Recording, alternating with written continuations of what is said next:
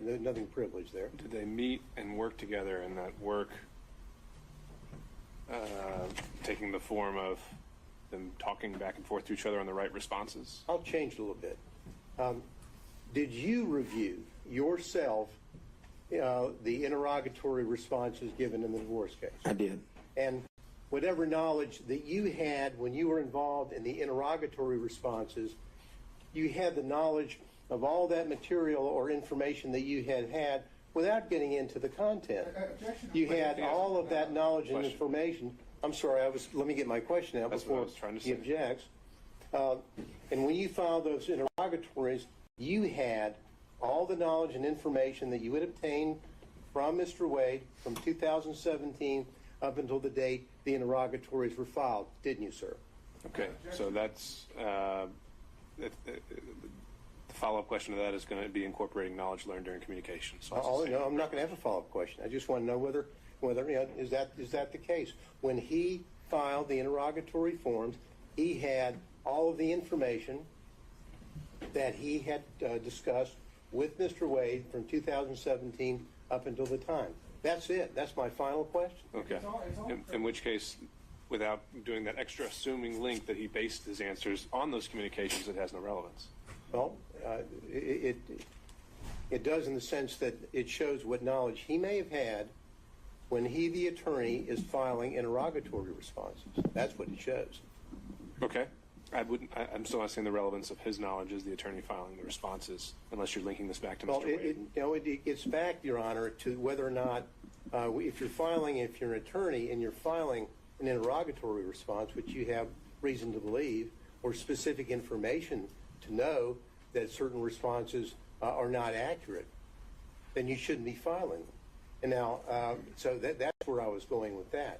So if he's got a body of knowledge over here that's built up from his communications with Mr. Wade that everyone so dearly doesn't want everyone to know about, in spite of the allegations made against Ms. Merchant. Now, okay. So what if the question was, did you, when you signed your name to the interrogatories, did you commit any knowing fraudulent statement and submitting those to the court at the time? Would there be a problem with that statement or that question? Well, I mean, I think that is a conclusion that others could draw, like the court. I just want to know that he had all that information at the time that he, as the attorney, filed the interrogatories. That's it. We would object. This does fall under attorney-client, and he is making presumptions about when information may have or not have been disseminated to Mr. Bradley in his capacity as attorney. He didn't have to know about anything at the time of, in the middle of, at the end of, or he may never have had that information. There's too much presumption associated with it.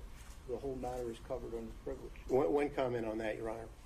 We have spent almost a day talking about trying to block public the dissemination of what Mr. Wade said, either as an attorney or in any capacity, about his relationship with Ms. Willis prior to November the 1st, 2021. And questions about discussions in 2019, all objected to, claiming the privilege. And now to say, well, that doesn't mean that he learned something after. I'm talking about, what did you know at the time the interrogatories were filed? And everything that now they're claiming privilege, well, that's fine. The court will address that in chamber and in due course. What did you know? I'm sorry, Mr. Gillen, I really don't see the distinction. So your question's noted for the record, and your objection as well. All right, and I'll follow up with this. Now, you're leaving removing yourself from the case, the divorce case, correct? You withdrew from the divorce case, correct? Correct. Did you do that as a result of your concern about any of the accuracies or representations which had been made by your client in the divorce case? No. Okay, so that's going to cover communications during the relationship?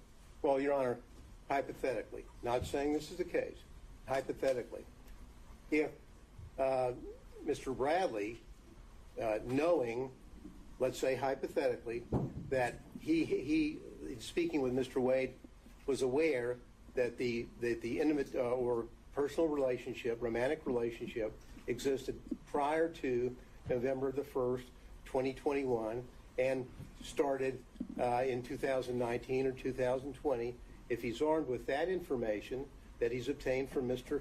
Wade, but Mr. Wade would want to insist on responding to interrogatories which were contrary to the information that Mr. Bradley would have, then I'm asking him whether he took steps as an attorney to say, I cannot be a part of that or countenance that, therefore I'm withdrawing from the case. Sure.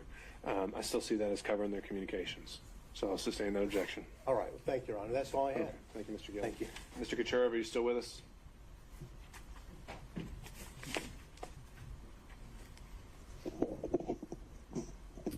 Anyone on behalf of Mr. Floyd still joining us?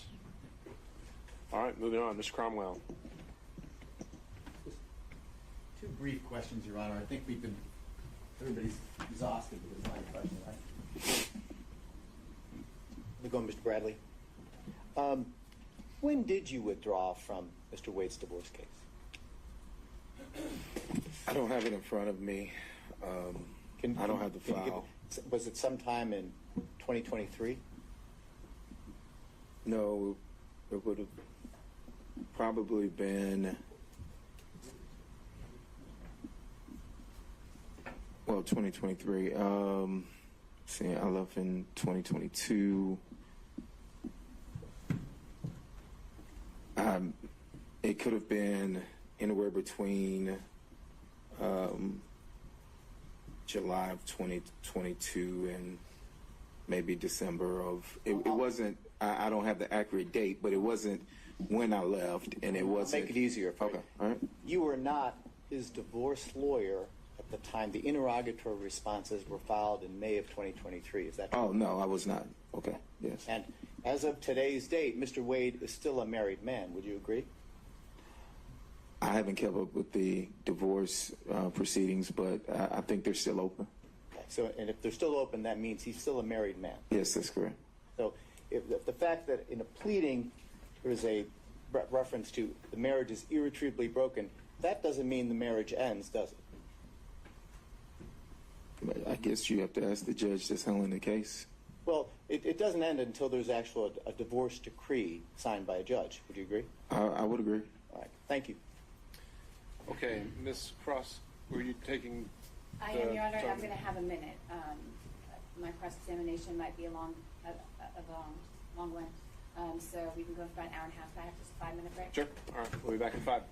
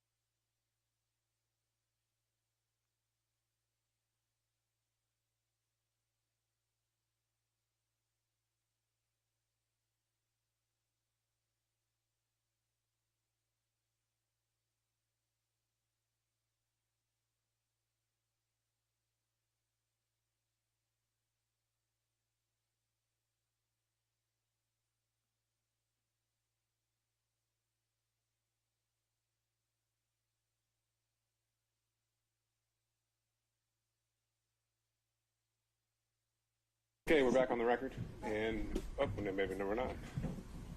We can get Mr. Bradley back.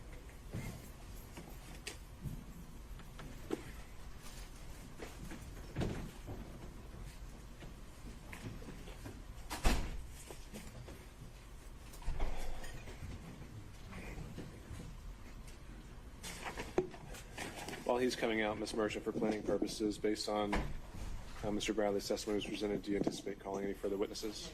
All right.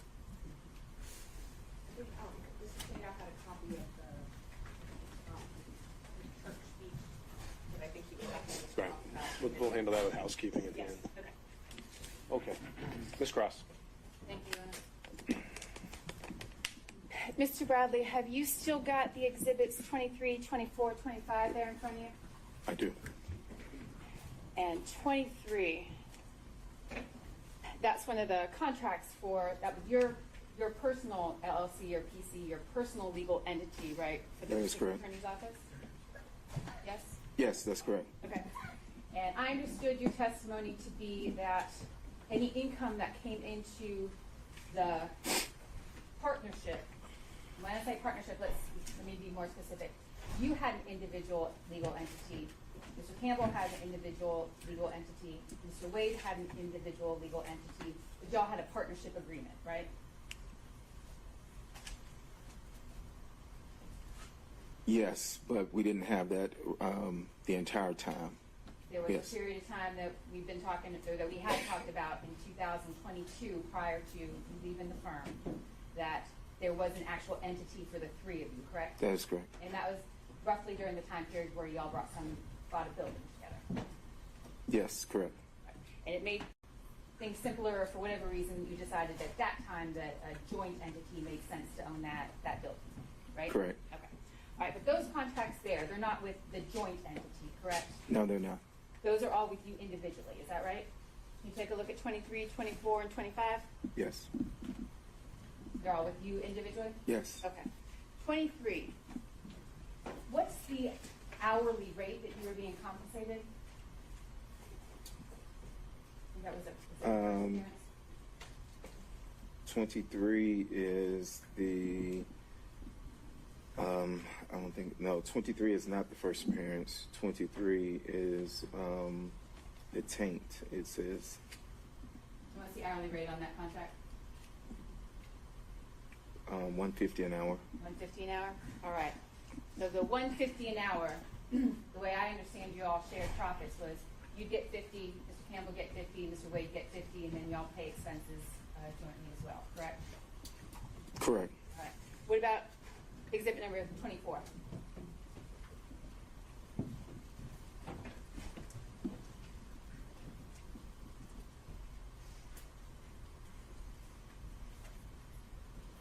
It seems to be the same. Same amount? I don't know if it's the same amount. I'm interested in the amount. Can you tell Oh, me the no, amount? the amount was $65 an hour. $65 an hour? Mhm. Right. That's not a particularly high rate for an attorney in the Atlanta metro area, correct? No, it's not. Right. Was that a government rate that you were willing to accept at that time? Yes, that is correct. All right. And so the $60 you're getting for that contract, again, that's split three ways, you, Mr. Wade, and Mr. Campbell, correct? That is correct. So when you were Minus asked- expenses and stuff like that, but yes. Exactly. That was the income, and then expenses come from that, and then profits, whatever's at the end, correct? Correct. All right.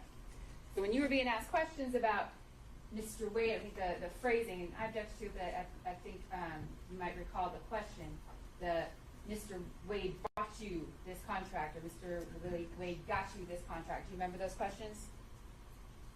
Yes, I do. All right. So we're talking then about a split among the three of you of about $20 a piece, right, for that particular contract? For this one, yes. All right. What about 24? You got 24 there? I'm sorry, 25. You got that in front of you? I do. What's the hourly rate on that one? It's $150. 150 on that one too? All right. And the same sharing went through the business the way you handled that contract as well, right? That's correct. All right. Who is Austin Dabney? He was a probation officer that passed the bar, and we hired him and another individual. The other person didn't stay long. And did Mr. Dabney and the other legal associate that you all had working for you at that time, did they do some work on these first appearance contracts? Yes, And that was a pretty good position for a younger lawyer to be sent to get some courtroom experience, correct? that is correct.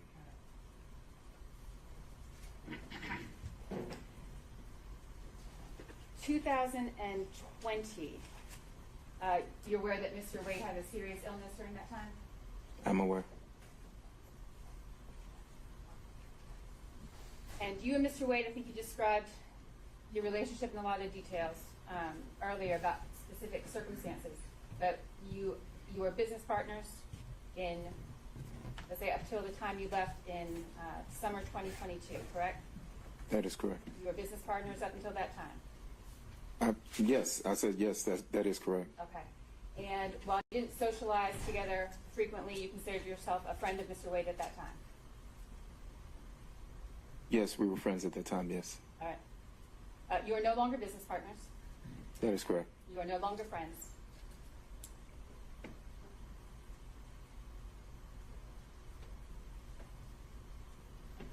I mean, if he's saying that we're not friends, then I yeah. want to know what you think, Mr. Bradley. Do you consider yourself a friend of Mr. Wade? I would consider.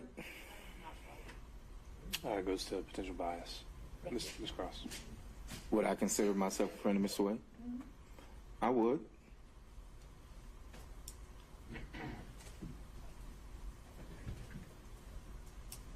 You were asked questions, Mr. Bradley, about the circumstances under which you left the firm. Do you recall those questions? I do. All right. And you left the firm. The firm remained the same as far as other employees, Mr. Wade, Mr. Campbell, as the named partners of the firm. You were the one who left, correct? That is correct. And you termed it as a disagreement. You recall answering questions as though you left due to a disagreement. Yes? Yes. And that disagreement was that there was an allegation of sexual assault by an employee made against you, correct? That is incorrect. There was not an allegation that you sexually assaulted one of the employees in the firm.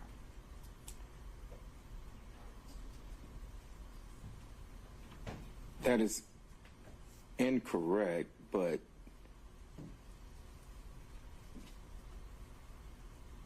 yes. Yes. Yes, there was an allegation that you sexually assaulted a member of the firm, correct? Yes, there was an allegation, yes. And as a result of that allegation, you left. I did. You were no longer business partners with Mr. Wade. That is correct.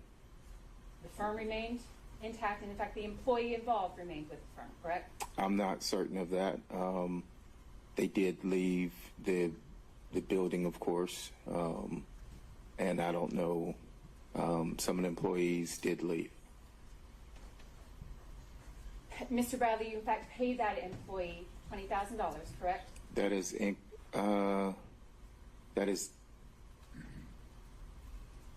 incorrect as far as what was.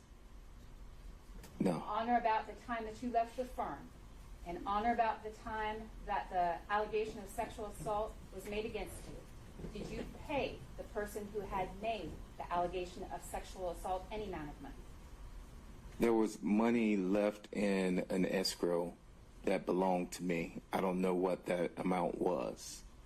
And did that money that was left in the escrow that belonged to you, was that paid to the employee who said that you sexually assaulted her? I never signed any. I never gave any money. I left the money in the escrow account. What happened to that money? I can't. I don't know what happened to it. For what purpose did you leave the money in the escrow account when you left the firm? I left the money in the escrow account. For what purpose, sir? There was no purpose. You just left the money in the escrow account? Yes. If there's no connection to the money you left in the escrow account and the allegations of sexual assault that an employee of your firm made against you, why was it that you brought to my attention, or why did you respond the way you did about money in an escrow account when my question was, did you pay this employee any money? I didn't hand any money It was money from an escrow account, to my knowledge. To your knowledge, where did the money in the escrow account go? To the employee. To that employee.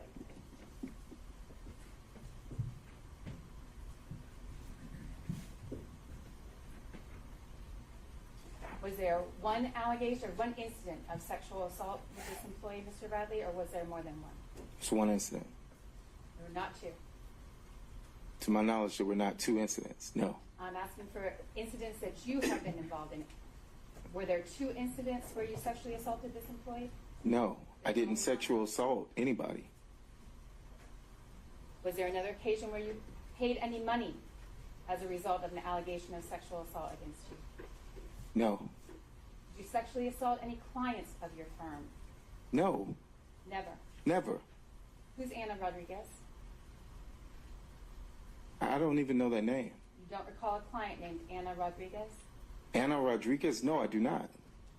Never met her? I do not recall the name Anna Rodriguez. Your Honor, I would object to this. I'm not sure what we're trying to do here. So I would object to this kind of question. All right, Ms. Cross. Well, this clearly goes to the bias that the witness has towards Mr. Wade and other individuals, his motive in involvement. And I believe it's an appropriate avenue to pursue based on exploring his credibility. All right. At some point, though.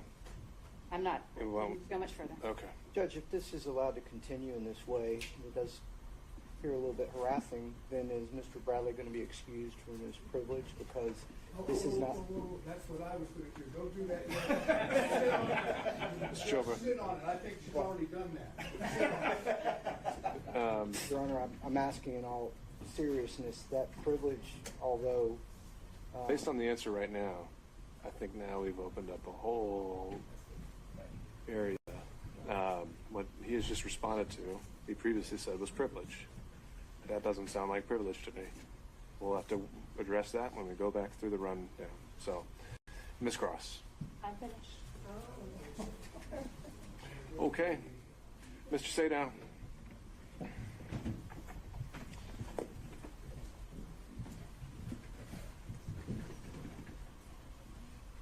You were accused by Mr. Wade of misconduct in the course of your representation of Mr. Wade, correct? I was not accused by Mr. Wade, no. Who accused you? Did Mr. Wade not, based on the questions were just asked, did Mr. Wade not bring to your attention these sexual assault allegations?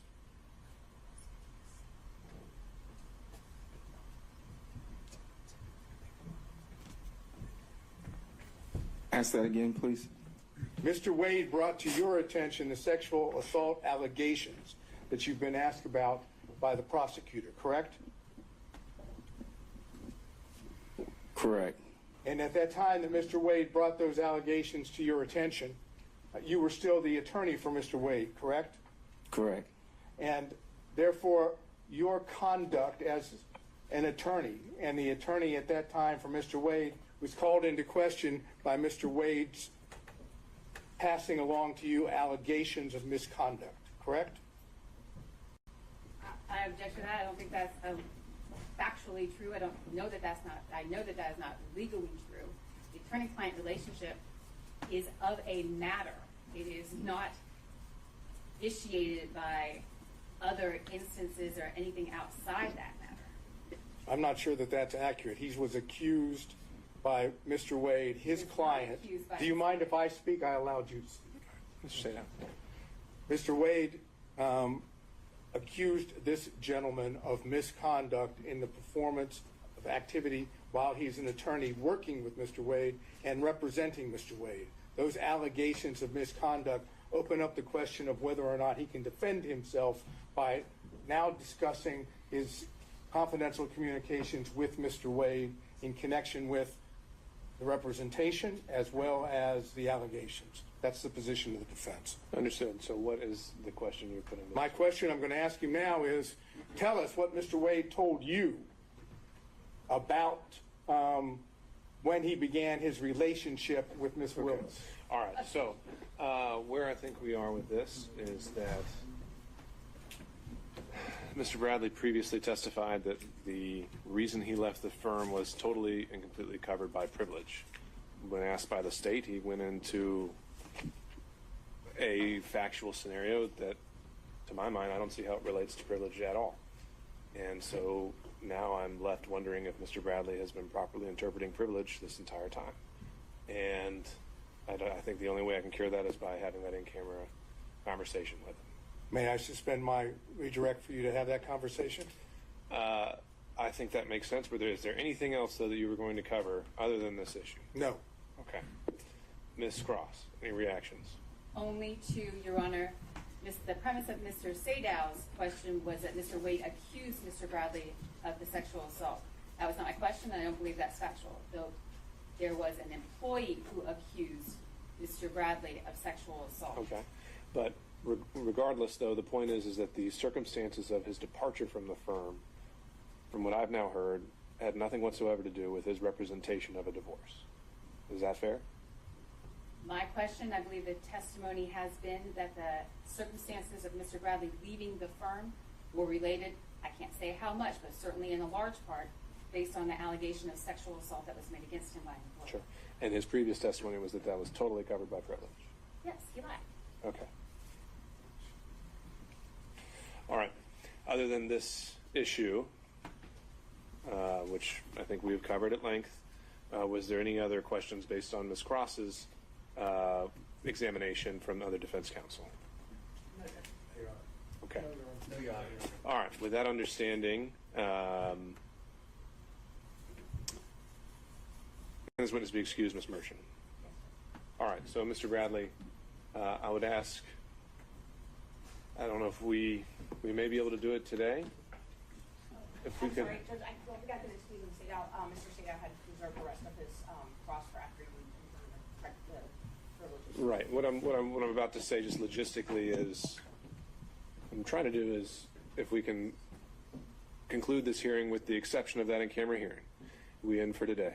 And if, as a result of that in-camera hearing, that I learn that we need to reopen the evidence, then that's what I'll do. So to that end,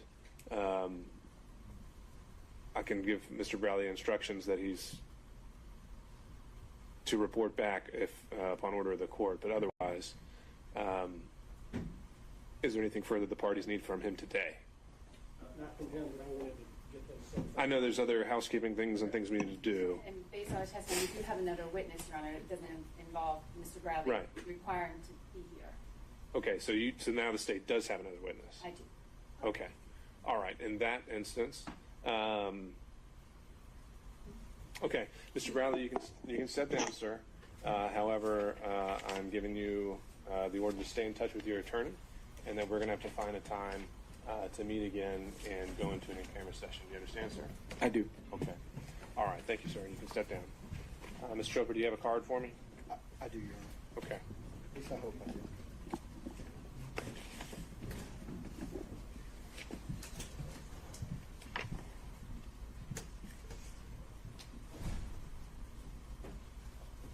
I'm the worst lawyer on earth. I usually just tag bus stations with my You can write down your contact information for us? I will. All right. Ms. Merchant, do you have any further witnesses? No, Judge. Okay. Your Honor, on the issue of the Bill Selinsky, 1006 versus 611, we're not going to call him. We think the chart, the foundation of the source of the chart is sufficiently in evidence, and we can just use the chart during argument under 611 demonstrative. Okay. And any objection to this entry as a demonstrative, Ms. Cross? No, Your Honor. Given the parameters we discussed earlier. Okay. Can we go ahead and mark that an exhibit and make it part of the record in advance of argument, since I don't know when we're going to be able to have that scheduled. I think this would be Defense Exhibit 28. But let me go down the order just so we're staying organized. Ms. Merchant does not have any further witness. Excuse me. Ms. Merchant, on behalf of Mr. Roman, has no further evidence. Mr. Sadow. Your Honor, we are in the process, if the court will allow us, to obtain certain phone records like the record kept open for the introduction of those photographs. We have them in draft. I say draft. We have them informally. We do not have certification. And they will deal with. Remember, I asked Mr. Wade about certain activity down in Hapeville during the time period, and it deals with that specific time period. So we're talking about February to March of 2021 to November 1st of 2020. And is it your intention that you would want to introduce these solely as an exhibit, or you think that this should reopen and bring us back for an entirely new evidentiary day with witnesses? I think that we would want to, if what we believe is there, based on our preliminary research, is there, we'd like to reopen and be able to introduce the records and someone to explain what they mean. But that's it. State certainly, I'm sorry, were you finished, Mr. Sager? I believe so. All right. State will certainly have an objection to that. This hearing has been set. We haven't seen the records, so I don't know if I have any objection to what they are. But the day has been set for quite a while. We object to leaving the evidence open for any purpose. Okay. And Mr. Sadon, when did you first go about trying to obtain these records? I know it's also the Delta records. As soon as we got a hearing date and the state's response, so what happened was when the state responded, I think it was February 9th, and admitted to the relationship, but put parameters on the timing. I sent some subpoenas out in response to that, so that was February 9th. Problem is, Delta, AT&T, all these folks aren't super fast about that. And so I know Delta, we're also waiting, I wanted to remind the board, waiting for those records to be submitted. And AT&T actually emailed me these phone records yesterday morning on the way to court. Okay. All right. Any further exhibits that are self-authenticating? If counsel are able to provide those, obviously serve those on opposing counsel, and then before sending them over to us, let us know whether they would be tendered with or without objection, just purely on authentication or hearsay issues or relevance. We can make those part of the record, and I'll reserve whether this reopens a full hearing format. But the exhibits themselves, I'm willing to have come into the part of the record, but there will be a cutoff point very soon, as soon as we schedule argument. All right. Any other evidence, Mr. Sadow, then? No, Your Honor. So that would be cell records. Mr. Stockton, any evidence? All right. Mr. Durham, if you're still with us. No, Your Honor. All right. Mr. McDougald. Certified copies I mentioned to Your Honor yesterday, Your Honor. Okay. And why don't you lay those out for the record?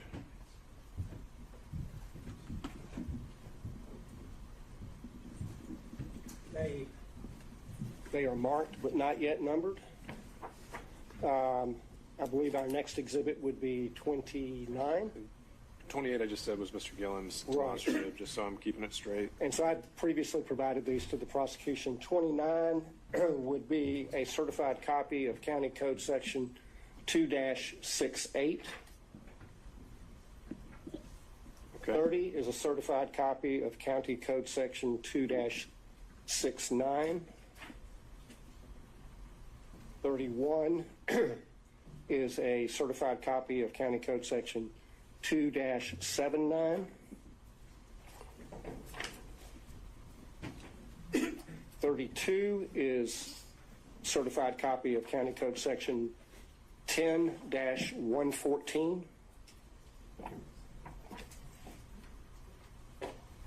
33 is a certified copy of County Code Section 10-115. 34 is a certified copy of County Code Section 102-464.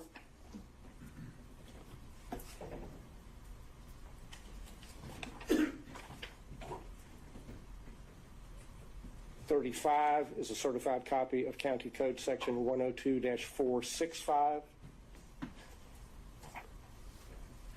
36 is a certified copy of County Code Section 102-466. And 37 is a certified copy of a emergency motion by non-party deponent for protective order filed on behalf of D.A. Willis in the Wade divorce case. Okay. Ms. Cross, objection to defense exhibits 32 through 37. I object to their relevance, and I will take I will take opposing counsel's representation that the pleading is complete and accurate as it was filed, and object to the relevance of that as well, but not the authentication. Okay. All right. We'll note the objection for the record, and we'll admit them for whatever weight they're due. So defense exhibits 32 through 37 are admitted. If you could hand those to Madam Court reporter. Any further evidence, Mr. McDougall? No, Your Honor. Okay. Mr. Rice? No, Your Honor. Mr. Gillen? The demonstrative 38 or 28? Okay. And do you have a physical copy for us already? Great. All right. Do we still have Mr. Kucherov with us on Zoom, or anyone else on behalf of Mr. Floyd?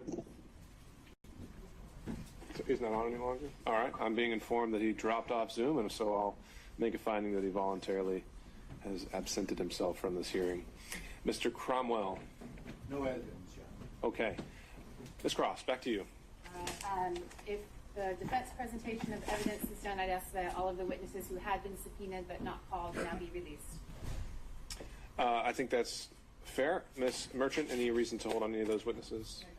Okay. And the state has 2 short witnesses, and that's it. Okay, you may call your next witness, Ms. Cross. Next witness for the state is Austin Dabney. These witnesses are going to be Impeach the testimony of Mr. Bradley? on collateral matter. Wait. Okay.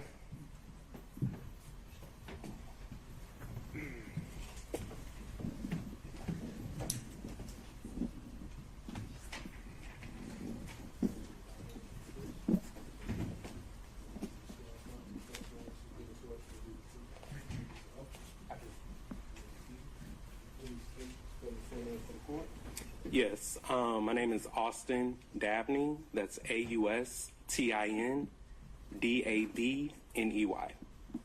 Good afternoon, Mr. Dabney. Good afternoon. I want to direct your attention. Well, first of all, how are you employed? I am employed right now. I have my own firm. You're a lawyer and you've got your own law firm? That's correct. All right. I want to direct your attention to 2000 and 2021, 2022. What was your employment at that time? Yes, I was employed with the Wade Bradley Campbell firm. And that's Nathan Wade, Terrence Bradley, and Chris Campbell? That's correct. All right. And what did you do in that firm? I was an associate attorney. All right. And don't need a whole lot of detail, but generally speaking, who in the firm did you work for? What kind of matters did you handle? Well, I believe I worked for all of them equally. They would all give me tasks to do, which court dates to go to, what cases to work on.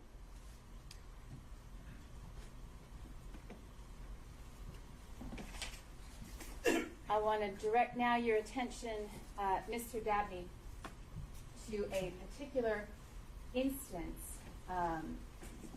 Did you have occasion at any time to go to a club with Mr. Bradley? Could you repeat the question? Yeah. Did you have any occasion to go to a club, a nightclub, or a bar situation with Mr. Bradley? Yes, I have. More than one time? More than one time, yes. The time that I'm going to direct your attention to, we spoke about a little earlier today. Do you recall any instance, Mr. Dabney, where Mr. Bradley, where you witnessed Mr. Bradley sexually assaulting him? Your Honor, I object to this. Okay. Specific instance of Sure. impeachment is improper. All right. How is this not extrinsic evidence of a collateral matter, Ms. Cross? Maybe ask a better question. My question will be if this witness witnessed Mr. Bradley sexually assaulting another employee of the firm. Exactly, but same subject matter. How is that not issue on a collateral matter for impeachment? I think it's not a collateral matter. Your Honor, the witness denied it. I think it is highly relevant. I think that it goes to the witness's credibility and his denial here this afternoon that he committed the assault. There's a witness I will proffer to the court who has firsthand knowledge and witnessed the event. And so I think that's highly relevant to both Mr. Bradley's credibility and to the proceedings that we've had for the last 2 days. Still object, Your Honor. Oh, I understand, Mr. The attempt to impeach Mr. Bradley, they have to live with whatever answer he gave. They can't have a sub-trial with the intrinsic evidence of misconduct here. So we would reject. Right? 24-6-608.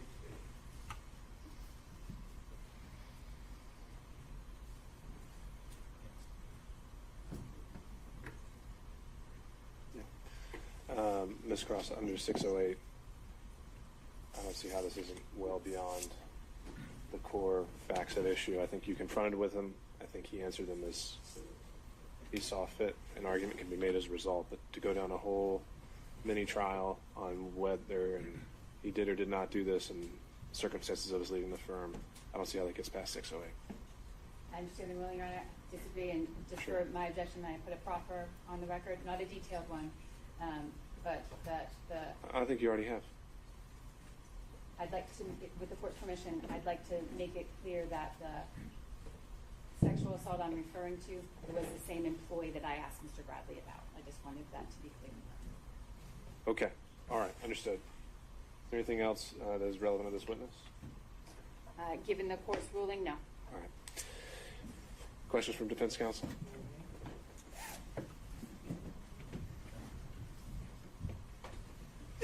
Good afternoon, sir. Good afternoon. When did you start working at the law firm? I believe I started working, to my recollection, March 2021. Okay. And at that time, do I understand that there was what I would call a three-way partnership or sharing arrangement at the law firm? I'm not aware of any sharing arrangements that they had, but there was the Wade, Bradley, and Campbell law firm. And did you work in the law firm office on a daily basis? I did. And during the time period, you were there for the remainder of 2001? That is, you worked from March of 2001 at least to the end of 2001, correct? I didn't even have a bar license in 2001. I'm sorry, 2021. A little late. From March of 2021 to the end of 2021, correct? That's correct. Okay. During the time period that you were working at the law firm, did you see Fani Willis? During my time, could you repeat the In question? that time period between March of 2021 and November 1st of 2021, did you see Miss Willis? I may have recalled one instance where I saw her in passing. And when you saw her, was she at the law firm? That would be correct. And do you know who she went to visit? I do not know. You didn't see her go to Mr. Wade's office? I do not recall. Did you ever talk to Mr. Wade about Fani Willis? Could you repeat your question? Did you ever talk to Mr. Wade about Fani Willis during the time period of March of 2021 to November 1st of 2021? No. Did you know they were dating? No, I did not. Did you see anything did you ever socialize with Mr. Wade? As far as being an employee, yes. Well, I don't know what that means exactly, but did you ever go out to eat with Mr. Wade? On occasion, he would take the office out to lunch. Beyond that, did you ever go to a nightclub or drinking or any of that with him? No, I did not. Okay, so whatever relationship Mr. Wade had with Miss Willis during this time period, you don't have personal knowledge, correct? I do not have any personal knowledge. Okay. Thank you very much for being here. Thank you. Any other questions from defense counsel? Mr. Stockton.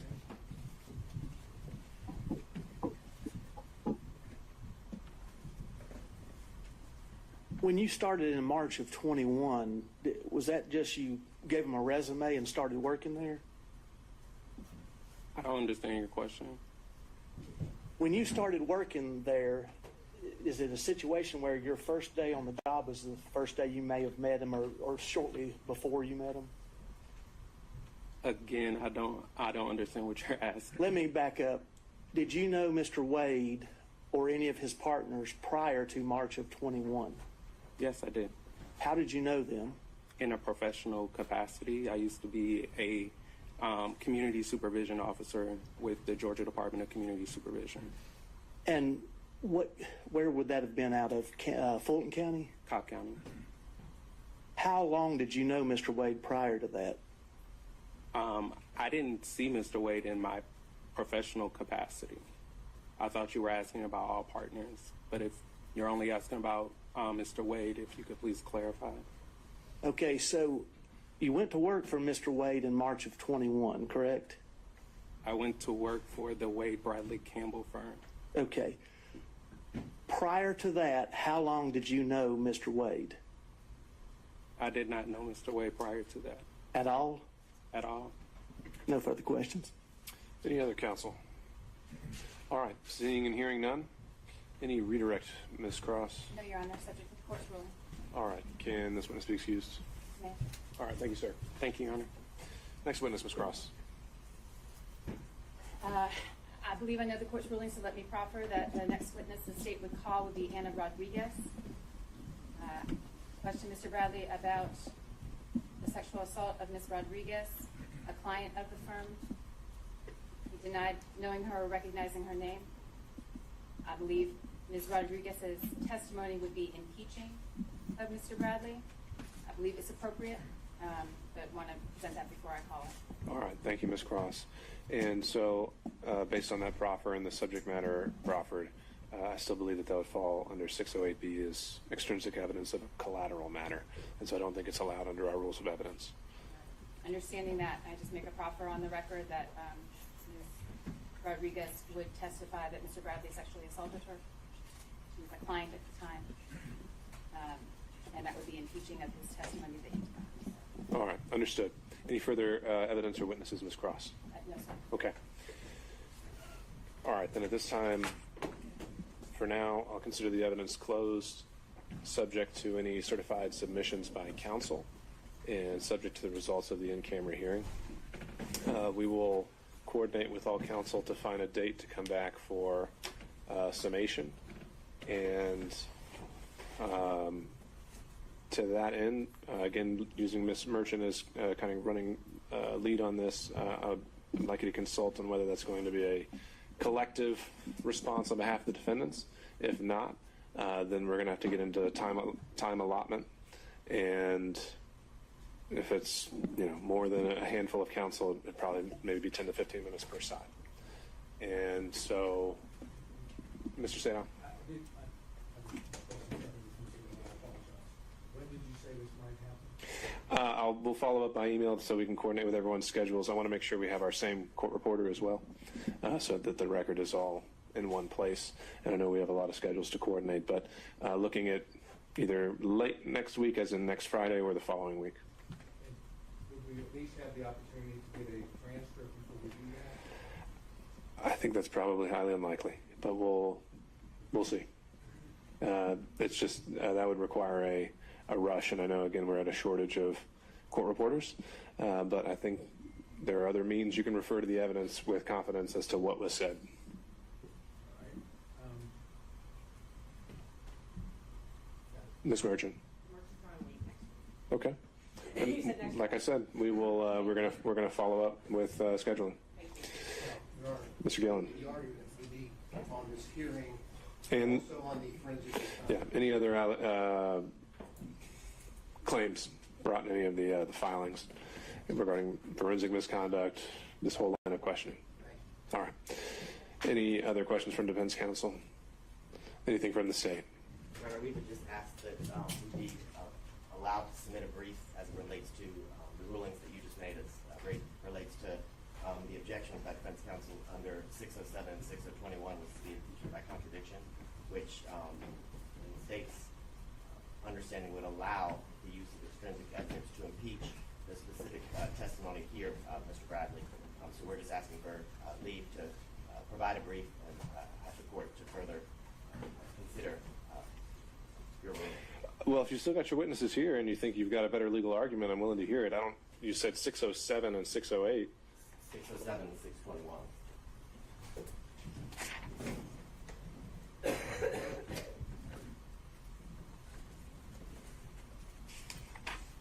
Okay, I see 621 and I see 608. And in both of those instances, they allow testimony that related to the testimony of another witness here, Mr. Bradley, that we can prove this is patently false, as he testified that he didn't commit a sexual assault and that he didn't pay off witnesses and things of that nature. okay, and how do you get around 608B's prohibition on extrinsic evidence of collateral matters? Both 607 and 621 allow the use of extrinsic evidence to specifically impeach facts known to be false. But if that held true, respectfully, that would mean that any time a witness denied something, you'd be able to, of a matter testified to, you'd be able to impeach with extrinsic evidence, and that's, respectfully, that's not. Well, here's what I'm fine with. Mr. Abadi, if you want to submit that brief on purely legal argument, you can, but I don't want to have this as a vehicle to essentially put forth an extended and long-winded proffer of what you expected the evidence to be. So if you think I've made a legal error on that point, feel free to brief it, and we can reopen the hearing if that's legally invalid. Okay? All right. Mr. Chopra, is your client still here? I believe so, Your Honor, but I'm sorry. They went in the That's fine. If he is still here, let's relocate to the jury room. Okay. We will be adjourned for today. Thank you all.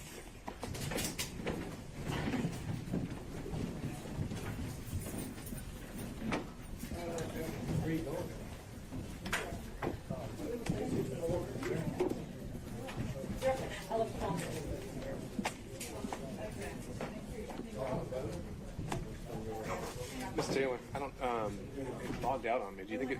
Yeah. Do you think it lost battery or? I don't need it now. Where are you going to put the?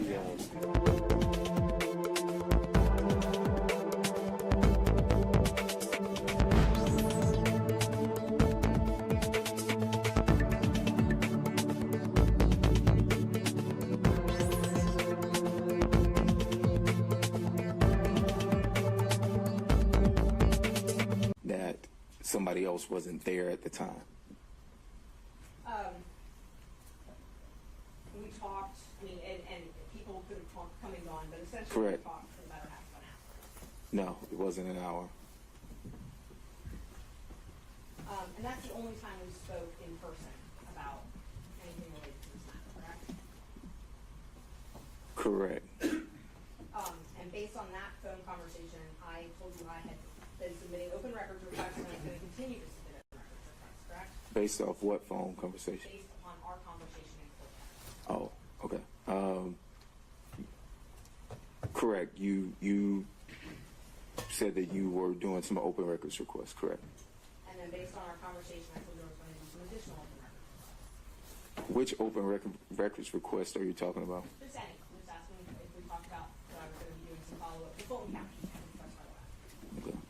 Because I recall open records requests being made for other things, and so I don't know which one that you're referring to.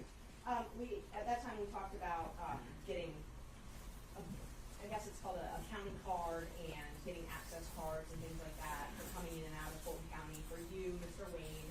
Okay. And all of the access that you all have. Yes, yes. And you asked me, did I have an access card? And you are the one that told me that you and Mr. Wade, or that Mr. Wade at least had an access card. I told you that the three of us had an access card because we had a contract with the DA's office or the county. I told you what those contracts were and that we had an access card that will allow us to pick up the documents, go into a specific office, and leave out. Right. Okay. And so we talked about that badge access card and asking for that, but I was going to ask for that, right? Correct. And then a couple days later, I sent you a text, and then when I say a couple days, so that was on September 12th when we had that conversation. Do you mind if I pull out my phone? Not at all. Okay. On September 14th, at 6:38 p.m.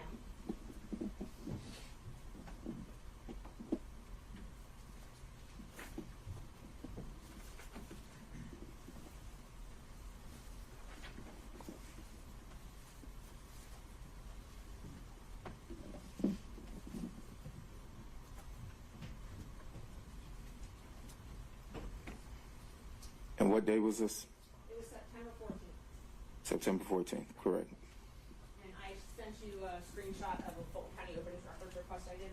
Yes, and I said, wow. And then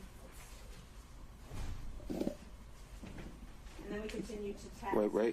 Wait.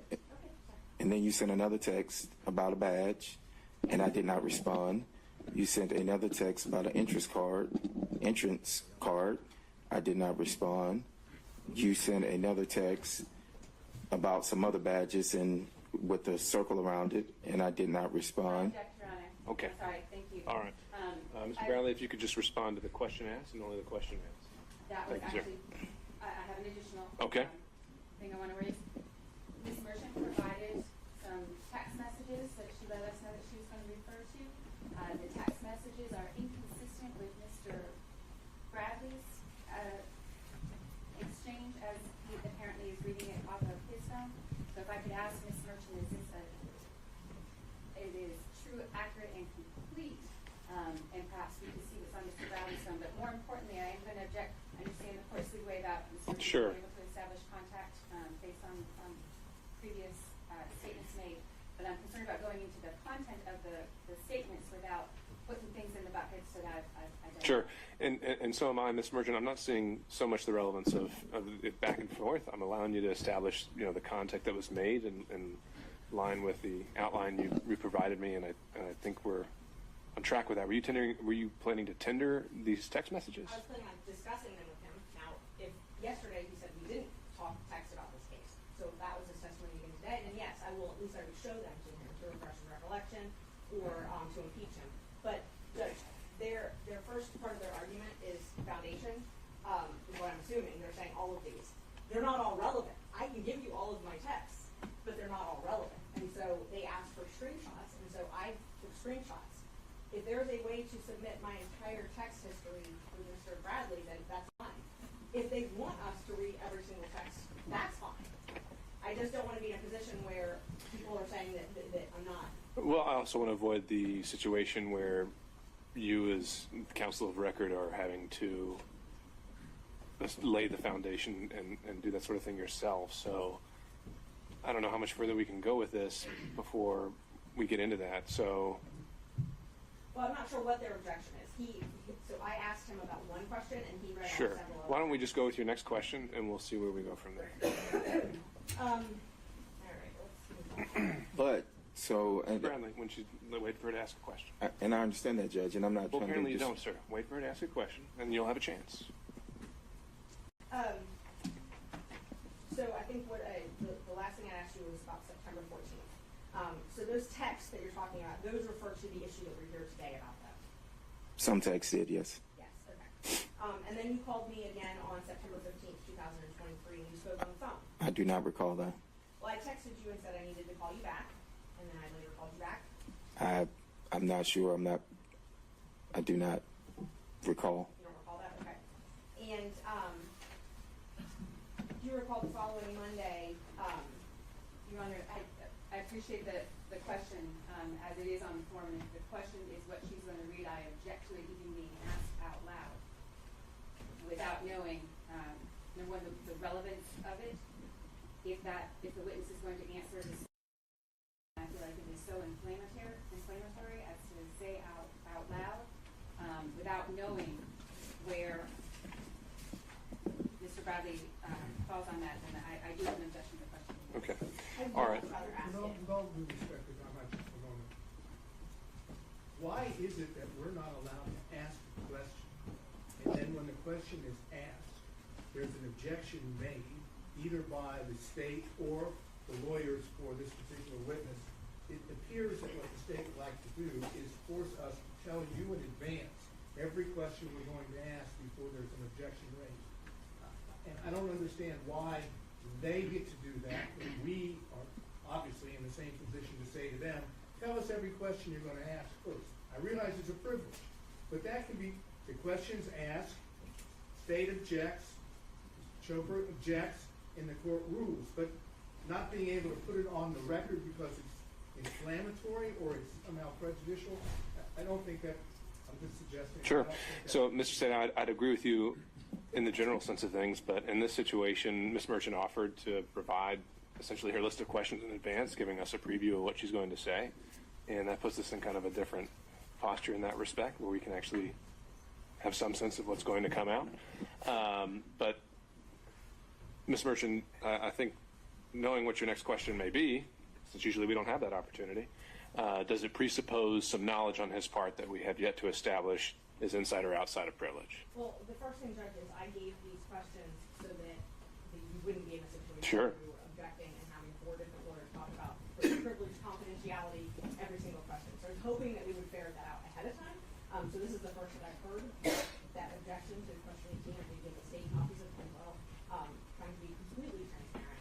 I also, I have to establish that his information, there have been statements in this court that I lied, multiple statements yesterday. I can't even tell you how many times that was said under oath yesterday, and that I did not get this information, and so I have a right to Which I've already said we can do and we can go over, but and we've already started doing that. But the next question, as you plan to ask it, may presuppose again some information that he has that we need to determine whether it's inside or outside of privilege. Is that right? No. Well, I don't believe so, no. I mean, if we're going to talk about the privilege, I wanted to talk about it beforehand, which is why I gave all of these. I didn't know the state had objections on these questions to privilege. If we're going to talk about the privilege, I'm happy to ask him the substance of the question, but that is what I'm getting objections for. So I'm trying very carefully to craft something to avoid that. But I'm happy to just ask outright the question. Right. I don't see a way around that, Ms. Cross. I understand, Your Honor. I'm going to do whatever you tell me to do. The problem in the context that Ms. Merchant is posing the questions is, this was our communication, this is what I asked you, this is what you told me, and here are these texts that are supporting it. I understand the court's ruling that based on how things have gone, if Ms. Merchant feels like she needs to establish there was contact and communication, then I don't have an objection to that. However, number one, the text message that exchange that Ms. Merchant gave me is apparently not complete. And so I don't know, without making her a witness, how the state can, we're entitled to, if you can refer to text messages, we're entitled to an accurate representation of what those are. Mr. Bradley's looking at his phone, and that's what he's got. He is under no obligation. Ms. Merchant provided this to us, and I appreciate it. But I can't tell as I'm sitting here to object to an incomplete or an inaccurate recitation if what she gave me isn't complete. So a couple things come to mind. One would be that anything the witness is referring to on the stand, counsel at any point has the right to inspect. And so if that's what you're asking for, Ms. Cross, then I think you have a right to do that if he decided to do that. The other is as I've seen it so far, I don't think these texts are coming in as substantive evidence, but more for impeachment, in which case extrinsic evidence would never be coming in to prove them up, and he either takes her answer or he doesn't. And that's how it works. So I don't see the foundation issue or the completeness issue really playing into it as it comes to impeachment. And Judge, they asked me for the relevant screenshots. I took them. He doesn't have an iPhone. I can't download the entire text message history. I told him they could go through my phone.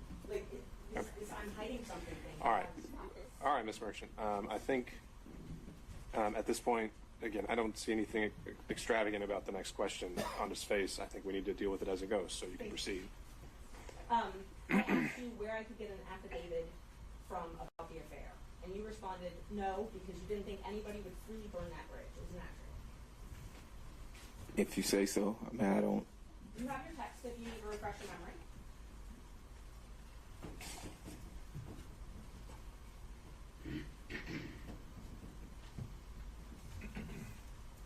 September 18th at 3:11 p.m. in Houston. Can you repeat the question?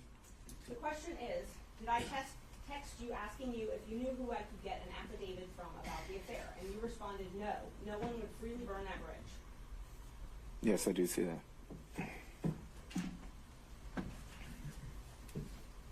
Then I asked you if Chris Campbell knew, correct?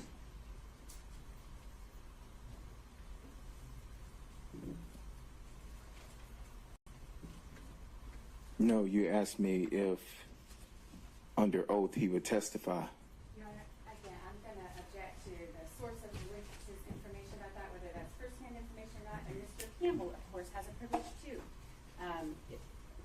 Well, since Mr. Campbell hadn't even been brought in to this proceeding at all, I'm also wondering about just the relevance of asking questions about Mr. Campbell. I'm just, it's been objected that I'm not asking about all the texts and I'm selectively asking, so I'm trying to go through all of them. I would much rather just ask the very relevant ones. Well, I have an objection to her asking. I can't tell if the statements or the testimony provided is consistent or inconsistent without a complete set of this text exchange. And it's not clear in the text exchange what the source of Mr. Bradley's information that he's providing is. And so that is, I know everybody else. And again, I think you're focusing more on the merits than the impeachment value, right? If the sole purpose this is coming in is under those grounds, then you being able to match them up word for word, I don't see that as being a necessary prerequisite. But as it relates to Mr. Campbell, he's not a witness yet. He hasn't come in. I don't think he's come up really at all other than passing and maybe the firm. So why don't we skip ahead to the next questions, and you could always come back to that if somehow he is made an issue in this case. That's great, Judge. I needed some clarity because the state is objecting that it's not full and accurate. I'm keeping things out, and then they're objecting that I'm putting too much in. So I'm just trying to avoid every question having an objection, Judge. So on January 5th, 2024, we had a text exchange where we talked about that I had discovered that Nathan took Fani on a cruise and a trip and paid for it with the business card. You told me you were on a plane home from Dubai, but you would call me as soon as you got home. Do you remember that?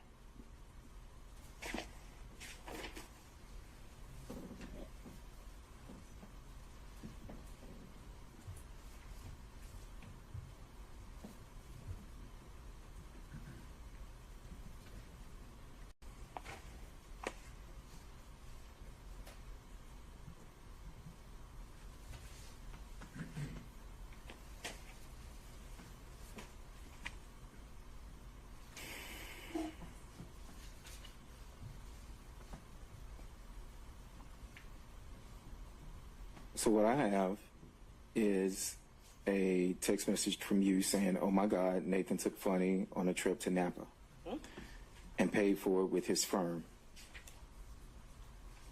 Okay, continue reading. And you said, "Is he that dumb?" Mm-hmm. And I said, "Wow, I'm on a plane from Dubai, land at 3. We'll call you as soon as I land." So that is accurate. That's what you told me. That I will call you as soon as I land in Wow? Yes. Yes, that is accurate. And then you told me that you weren't surprised because they took many trips to Florida, Texas, and California.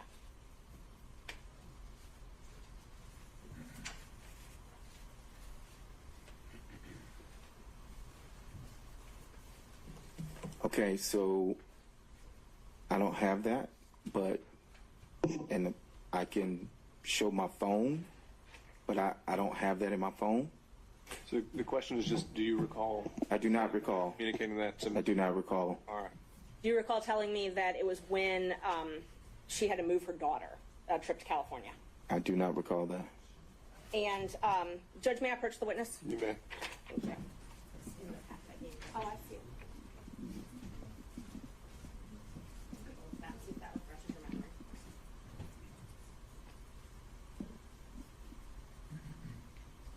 Yes, I see this. Okay.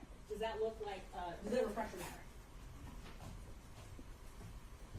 It does not. I mean, I see what's on the text chain, but you said this happened January 5th? I can tell you exactly when it happened. There's no date and time stamp on that. Let's see.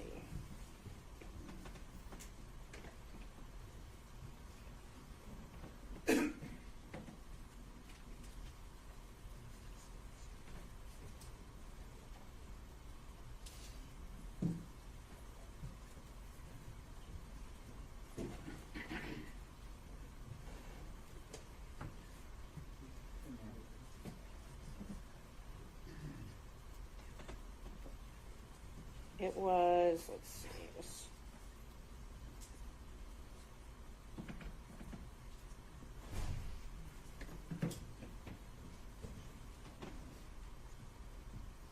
if it was January 5th, but just give me one. Judge, I just want to, on behalf of Mr. Wade, just to review the exception again. We still don't. To which question? To the current question, we still don't know the source of this information, whether it was privileged or how he obtained it. I'm wondering now if there's a timeliness issue on their objection, since he already, well, he said he doesn't recall. So Right. there's, You just gave the date. He didn't sure. start answering. Well, his question, or his answer was he doesn't recall, and his memory has not been refreshed. So I think it's time for the next question. May I approach the witness touch? Okay? Can I see what you're Oh, approaching yeah. the witness with? So is this the complete text chain? That is the complete text. While they're looking at that, can I just ask you, did you delete any text messages? I have several messages in the phone with you.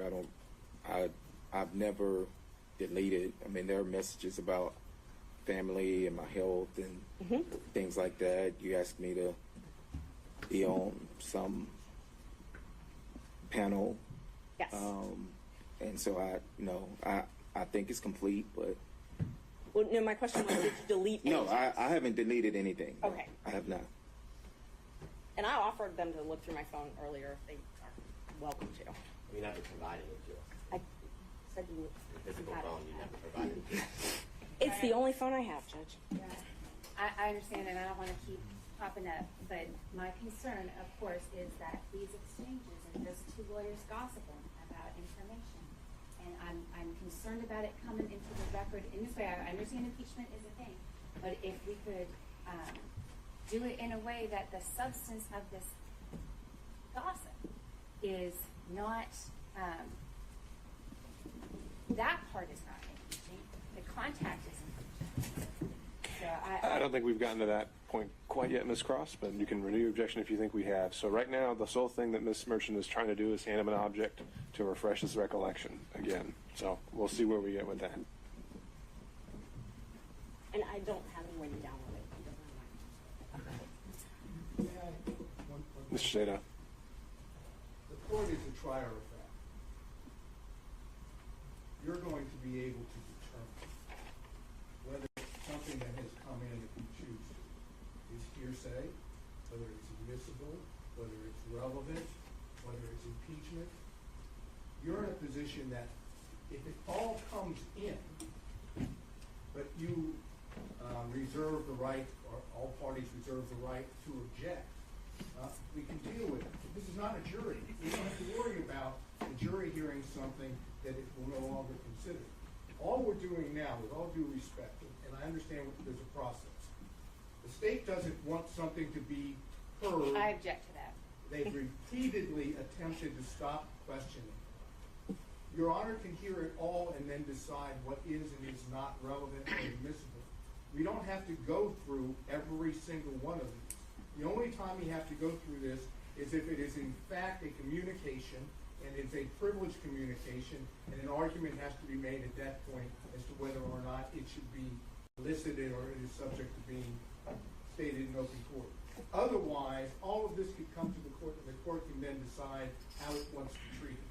That's All right. I appreciate that, Mr. Sadam. I think it's certainly accurate that we could have an approach where if it's a close toss-up on an evidentiary question, we can have it all come in and sort it out later on the record. I don't think we've quite reached the point where I need to do that. I think we still have time to get into these, and it'd be my preference to keep the record as clean as possible and without questionable evidentiary issues. But we may get to that point. So the question from Ms. Merchant was to approach the witness and with an object to see if that would refresh his recollection to the last question asked. Yes. Now, I'm sorry, the state scrolled through it, so not right there again.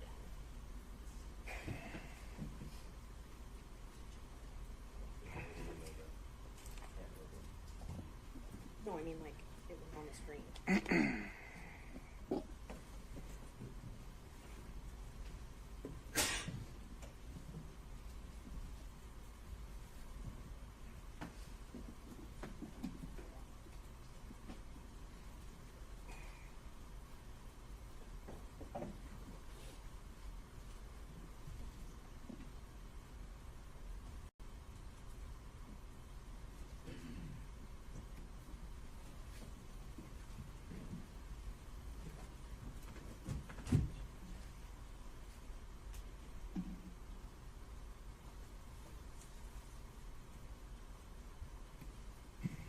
Now I can't find it.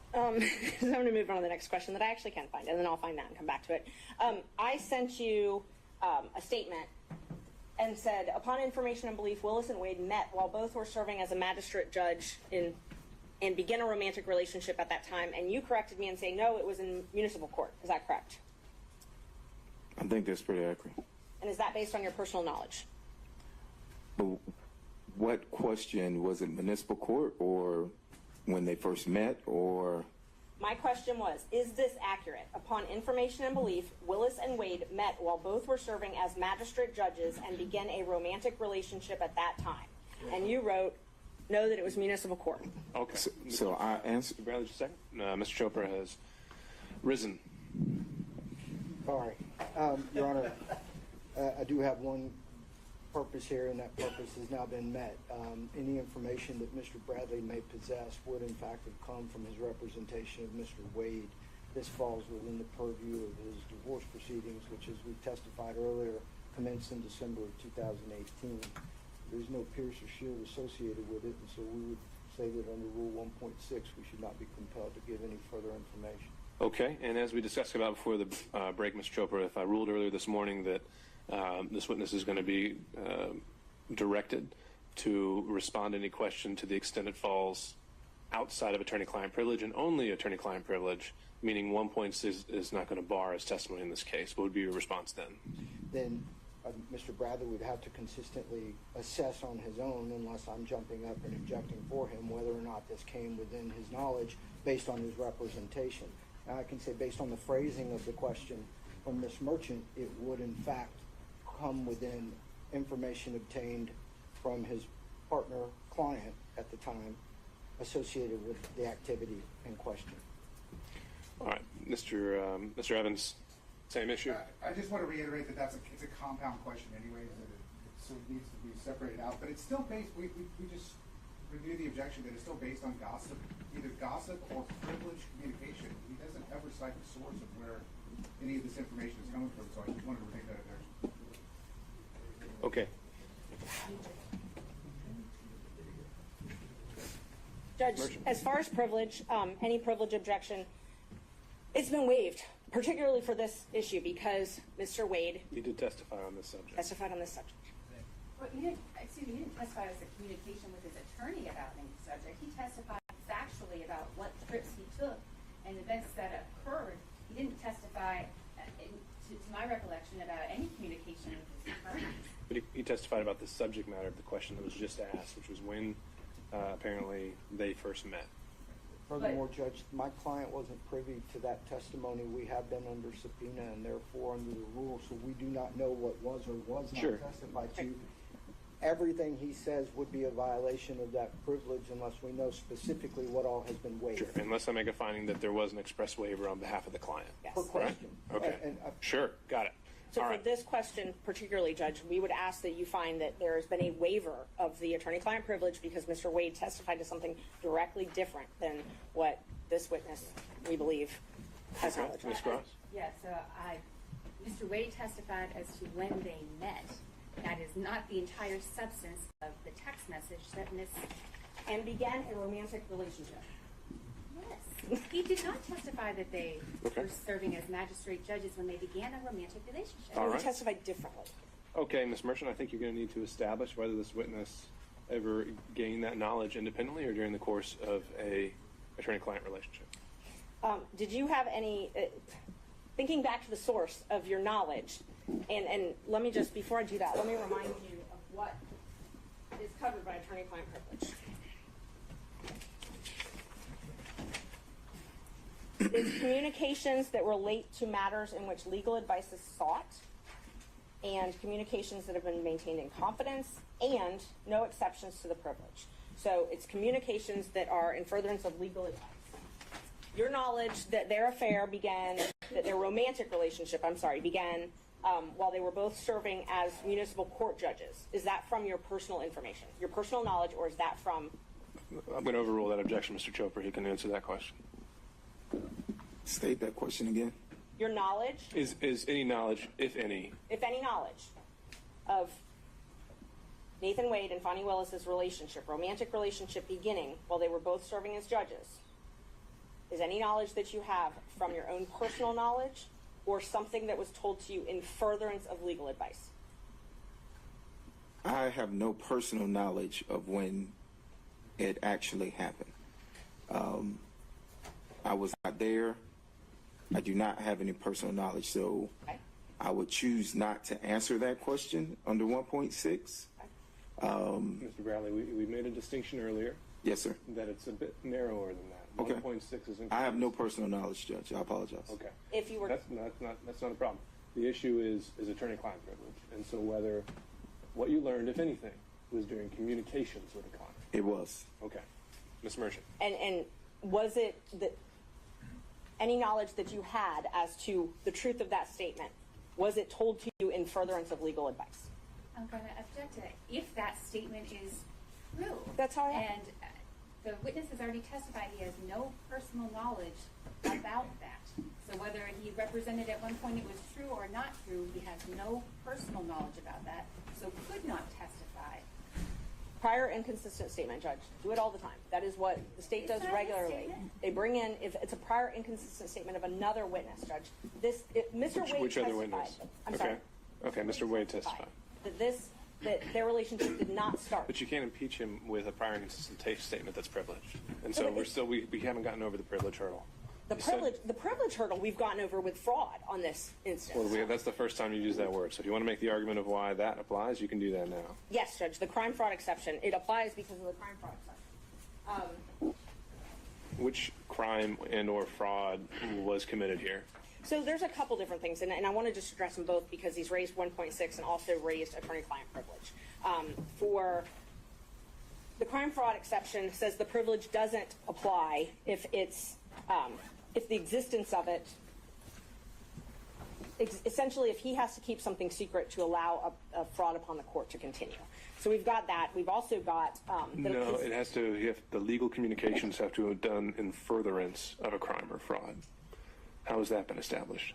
And what crime or fraud are we talking about? We're talking about perjury, lying to the court. In the affidavit filed last month. Yes. And so what have you done to link the communications that he made maybe, I don't know, years ago to the affidavit filed last month? The communications he made years ago, it's proof of the affidavit being incorrect, being false. He's given a prior inconsistent but statement. the legal communication has to be in furtherance of a crime or fraud.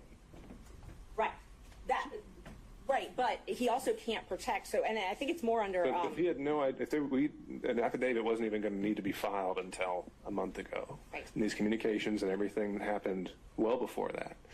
How is anything that they communicated in furtherance of that affidavit that they didn't even know would have to be filed one day? It's been waived. That part's been waived because he filed the affidavit. So you can't file something that's false and then your lawyer know that it's false and then say, oh, well, privilege, my lawyer can't correct that. When he waives the privilege, and he waived the privilege, he testified about this yesterday. Okay, Ms. Cross. I don't think that's even close to an accurate representation of what the law in this area is. And beyond the real kind of throwing out fraud and this and crimes, which what you have, Your Honor, is a conflict in the evidence at this point. I know which way the weight of the evidence appears to me that that's going to be for the court to judge. But a conflict in the evidence, that is not a crime. That is not a fraud. That is not a perjury. That's a conflict in the evidence for the court to decide. So I agree with you there that you would have to first establish a crime or fraud occurred by a preponderance. Got it. And anything else? Just that she can't, under the guise of impeachment of this witness, number one, establish that. Number two, the witness has already said he doesn't have any personal knowledge of that. And there is the kind of specificity that is required to lay the predicate for a crime fraud exception to the attorney-client privilege is nowhere close to being met here. Okay. Anyone else want to be heard? Mr. Sadao. Yes, Your Honor. This is what I said to the court earlier. This is not crime fraud. The scenario in the case I said, you want me to cite it for the record? We go for it. Okay. It's Owens Corning Fiberglass Corporation versus American Centennial Insurance Company et al. And it is 660 Northeast 2nd, 812, Bill, out of the state of Ohio, Lucas County, Court of Common Pleas of Ohio. And it references, and make sure I get the right page here.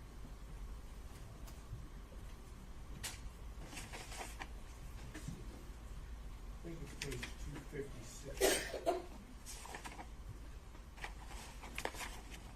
The point in the case, or the holding in the case, is if to be a party or a witness chooses to testify falsely, and our position is that Mr. Wade testified falsely when he claimed the relationship would not begin until 2022, that if there are attorney-client communications in which the same individual witness has told his attorney something contrary to that, inconsistent with that, here that the relationship, the personal romantic relationship between Mr. Wade and Ms. Willis began prior to November 1st of 2021, which would be the day that he was hired, that if that communication took place, that is the attorney communication, that the fraud upon the court is Mr. Wade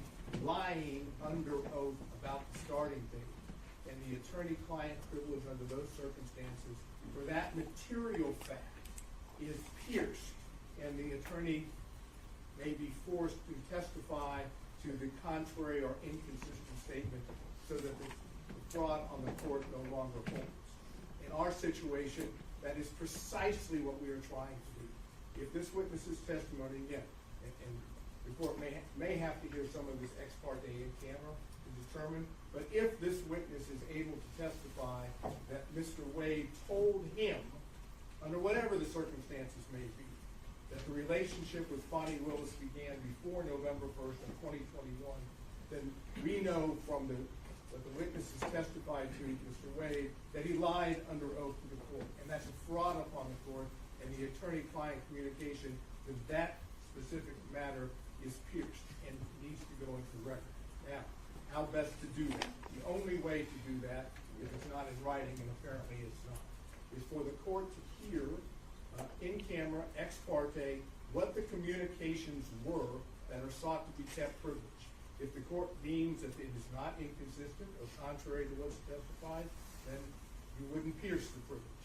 If, on the other hand, this witness honestly, that is, now we're talking about Mr. Bradley, actually testifies to what he has told in text messages to Ms. Merchant on behalf of Mr. Roman, that he absolutely knows that the relationship started before November 1st of 2021, then he's testifying that his client took the stand and lied under oath and therefore did a fraud upon the court. So my request is, in this regard, the court's going to have to hear from counsel, and from, that is, counsel to Mr. Bradley, and from Mr. Bradley to determine whether or not he actually said what he said to Ms. Merchant, and whether or not it was based on communications, whenever it took place, with Mr. Wood. All right, Mr. Sada, I understand. Thank you for clarifying your argument there. So I understand this fraud upon the cart theory, and what I'd been going back and forth with Ms. Merchant on earlier was that, as I understood, crime fraud applied in Georgia was that the communications had to have been in furtherance of a crime. And to me, that presupposes the existence of a crime at the time, or the forming of one at the time of the communications. The theory you're putting forward is one where we go back in time and can reopen that box because it's now become relevant for something completely, potentially unconnected to the communications whatsoever. Is that fair? That falsity has occurred now by the very person who is attempting to use the communications as a shield to protect his lives. Okay. And when I say crime fraud, it's a fraud waiver, that's what Millich calls it, is essentially. Millich says that it doesn't offend the privilege to ask an attorney to testify to matters already freely discussed by the attorney and a client at another hearing or proceeding. Allowing a client to selectively waive and reassert the privilege as tactics suggests that the client is using the privilege as a sword and not merely a shield. Sure. So I think it was quite explicit that Mr. Wade never waived anything regarding to communications between him and Mr. Bradley. He was willing to discuss the subject matter, but he was never willing to get into communications that occurred between him and Mr. Bradley. So as to Mr. Sadow's point of this fraud upon the court theory, my question is going to be, Has it ever been applied in Georgia? And the answer to that is, it's not appears to have been applied in Georgia. I cannot find a case in which it has been applied. The cases that I have, the case that I gave you, plus the cases cited in there, are the only thing I've been able to locate. Although I think that the bar rules, if we're going to go back to those, and I don't have them in front of me, that a lawyer should not allow his client to commit a fraud upon the court. Okay. And I think that, along with this, gives the court the discretion to do that. And the only way to make the record, even if the court suggests that this is the law that the court should apply, but even if the court disagrees, there's no way for there to be a record about it unless Your Honor does it ex parte in camera to determine the nature of the privilege, which of course Your Honor knows from earlier days is how judges can do it with the Fifth Amendment privilege. They can do it with any privilege as long as it's ex parte in camera. So what I'm asking the court to do, because when I get up, I'm going to ask you directly. I'm not going to go through this what's going on now, to find out whether or not Mr. Wade has ever told Mr. Bradley, in his capacity as his attorney or otherwise, that the relationship started earlier than what Mr. Wade testified to. All right, understood. So the big takeaway I'm hearing from that, Mr. Sadao, is that once again, we're hearing the words "a matter of first impression" here, and noted. Mr. Gillen. Yeah, very quickly, Your Honor. Number one, apparently now he's claiming a privilege, which he certainly did not assert when he was communicating a text with Ms. Birch. Sure, but do we have any indication Mr. Wade waived it and allowed him to communicate by that text? We know what he did. We know what he did. So how's that an implied waiver? And I would assume that as the attorney, that he would know whether or not he should protect a communication. That's a pretty big assumption, right? Not all communications are protected, number one. Number two, let's not forget how we started on this journey with the state getting up and making very serious allegations against Ms. Birch, asking for sanctions, saying all of her representations were inaccurate. And now they are doing whatever they can to block access to that information, which shows exactly what she said was exactly the truth. What they're trying to do is they're trying to say to the court the 100% accuracy of Mr. Wade's declaration and of his testimony. And by the way, please, Judge, don't let Mr. Bradley tell you what he knows. Because what he knows is that this relationship, based upon what we see from the text and what we've seen in the context, we show that the relationship started before November 2021. So I think we have a waiver issue, and parenthetically on the issue of crime fraud, Your Honor, the issue about crime fraud is whether or not in any context the communication would be not in furtherance of a crime at that time, but it could be for any particular crime committed by the client in the future as well. It doesn't have to be something that's being committed at the time. I will also note that when you look at the attorney-client privilege, the law basically says, look, this is a privilege which blocks evidence from coming in. And so in order to have that, they have the crime fraud exception, which is a very low standard once a prima facie showing has been made, which I believe has been done by Ms. Birch. All right, let me clarify one thing, Mr. Bradley. When you testify to personal knowledge, does that include anything you may have seen, heard, outside of communications with a client? When you say you lack personal knowledge, does that include anything you may have seen or heard outside of communications with a client? And you can tell me if that question is horribly phrased. Try again. You try to rephrase it for me, Judge? I'm sorry. Okay. When you say you lack any personal knowledge, Yes, sir. does that also mean that and include anything you may have seen or heard outside of communications? Outside of communications with my client. Mm-hmm. That's correct. Okay. And communications that were made, if any, that relate to the subject that you were asked to, were there any other third parties present that may have resulted in a waiver of privilege? Including texts. Am I answering your question or her question? My question. Okay. Are there any other third parties ever present with you and a client that would have resulted in a waiver of these privileges?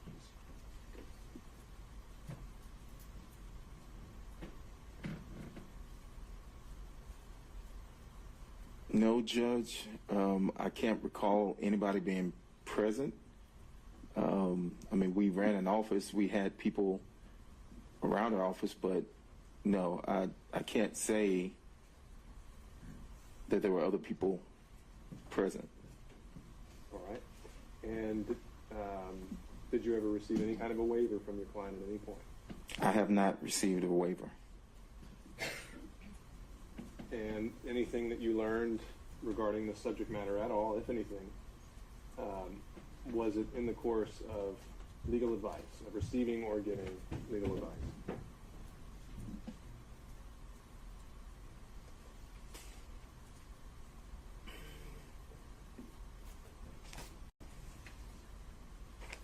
That's a broad question, Judge, to answer, because the advice was given, and then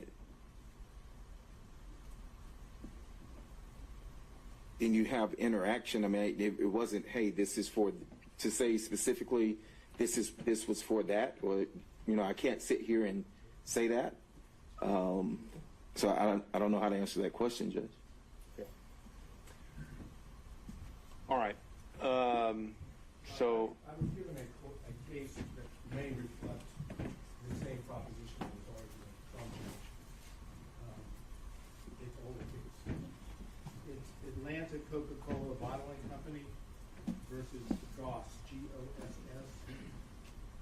50 Georgia Appeal 637 appears to be a 1935 decision. I've not had the benefit of jeopardizing it, so I can't say that certainly hasn't been limited or overruled. And looks like it's in reference to maybe head note number 2, at least the one I'm looking at on the computer, and language that is in the case, okay, is as to violations of law or commission of fraud, the protection extends only to communications after the act or transaction is finished. It does not cover communications respecting proposed infractions of the law in the commission of the crime or perpetration of the fraud. And then it cites some cases. And then it goes, the privileged communication may be a shield of defense as to crimes already committed, but it cannot be used as a sword or weapon of offense to enable persons to carry out contemplated crimes against societies, frauds, or perjuries. So our position, as I indicated before, is the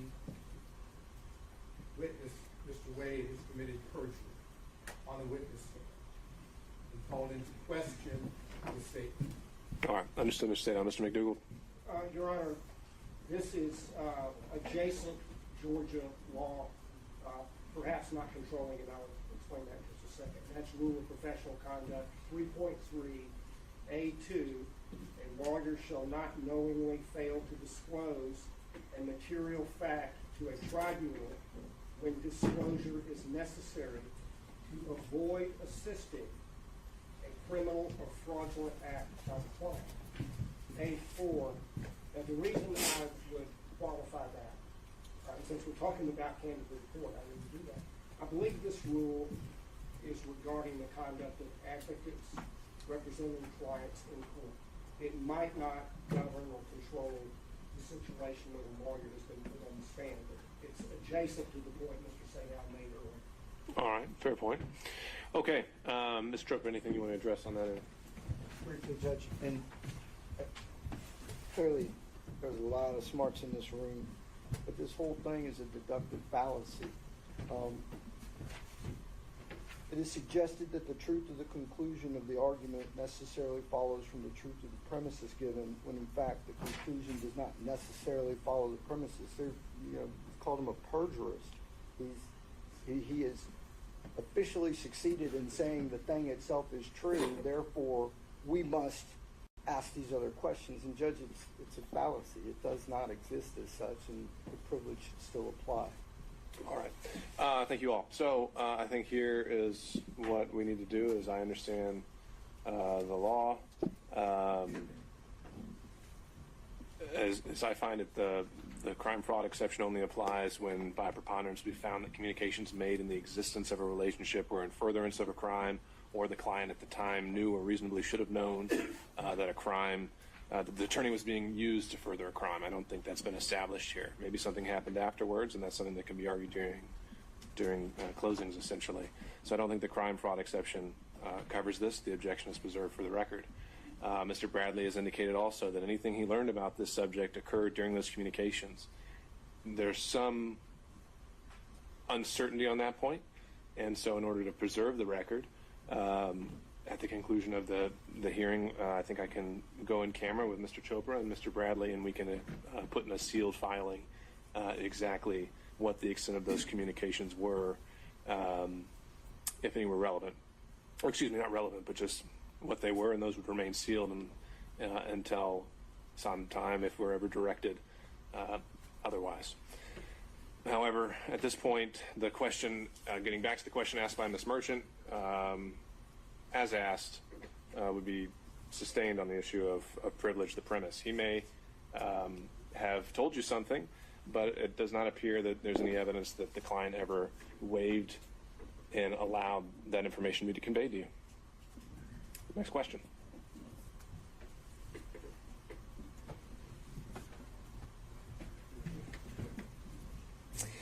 Thank you, Judge. All right, let's see. So we talked about Ms. Willis and Mr. Wade coming to and from your office and security details following them. Do you recall that? Do I need to look at my phone? No. Just asking if you recall. Oh, do I recall? I think I did, yes. Do you recall security taking Ms. Willis to your office? I'm going to object to that. Does he recall Actually, I Ms. take that Willis back. taking? I don't do that. But you can answer the question, sir. I do recall security detail bringing Ms. Willis to my office. Okay. Do you recall approximately when that was? I do not. And was that on more than one occasion?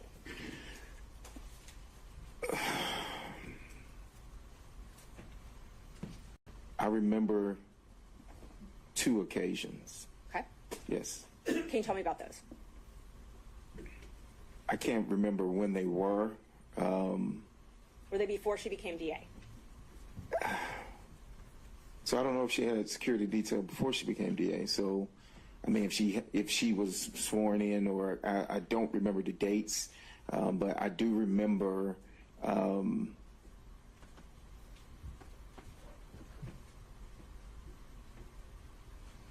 I think she was DA.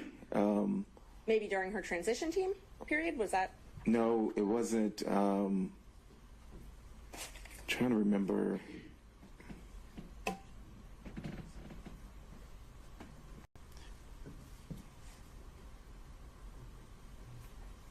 She would have had to have been the DA, I think. And I don't want to go on, I think. But I do remember twice her coming to our office, correct? And she had a security team both of those times? There was yes, she had a security team with her. Okay. And do you believe that it's a different security team than she has now? I don't know her security team now. Well, however, I'm sorry. I don't know her security team now.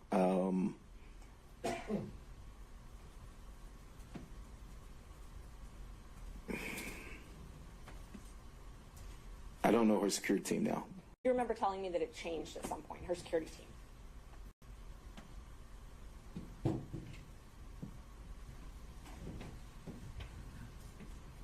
Yes, I think I recall saying that, yes. And that the most likely people that could testify or had seen things about them having a romantic relationship early on would be the original security team?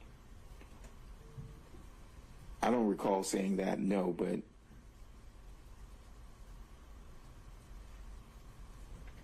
Do you recall talking to me about other people that might have known about their romantic relationship? I recall. Yeah, objection based on we don't know the source. I mean, this is either based on privileged information or it's hearsay. Neither one. It's neither. I asked if you recall. You need to clarify it. If you're actually going to if you think that this draws on information from outside the relationship that he's already testified to, then you need to lay that foundation. Sustained.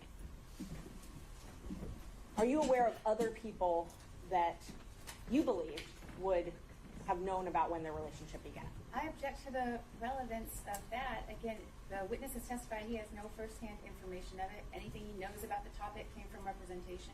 Who he thinks might have been able to say something else is speculation, not relevant to anything, and a backdoor to get in the gossip and innuendo that has been pretty much this entire. All right. Okay, Ms. Merchant, I think we're getting to the point where, the reason I thought this line of questioning was appropriate was to rebut certain inferences about why we were here in the first place. Right. But to go into it at the granular level, I'm not as wild about. So if maybe you can ask more overarching questions, and if you have anything else you think that's relevant, then you can get to those as well. Isn't it true that I gave you a copy of the motion to disqualify in this case? I emailed it to you, and you read it, reviewed it, and emailed me back that everything in it was accurate, to your knowledge. You emailed me, and Objection. Okay. All right. So there are things contained within that, Ms. Merchant, which he has now said fell within the privilege, and that he did not have the ability to waive. So I think that's where we have to leave it there. And I believe I still have to ask the questions, and then if he wants to assert the privilege.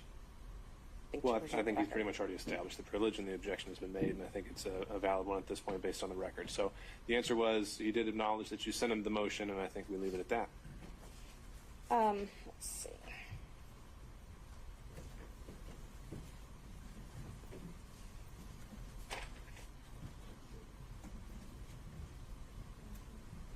And you had knowledge about an apartment, and I'm not asking what Mr. Wade told you in furtherance of legal advice, but you had knowledge about an apartment in East Point or a condo in East Point that was owned by someone, and Ms. Willis was staying there. Judge, privilege. I think in the way the question's phrased, she qualified that. So I did not have knowledge. You did not have knowledge. I did not have personal knowledge at all. No. So no knowledge outside of what is privileged. That's correct. Did you have texts between yourself, Ms. Willis, and Mr. Wade? Do I? Have you ever? I have. Maybe once or twice, but. Did Mr. Wade ever ask to use your credit card to pay for trips? Objection. on On privilege. I mean, we still the same thing. just asking to use your credit card, how's that in the nature of furthering a divorce proceeding? We would probably. I had a business card, and we would use my business card. The firm would use my business card. For travel?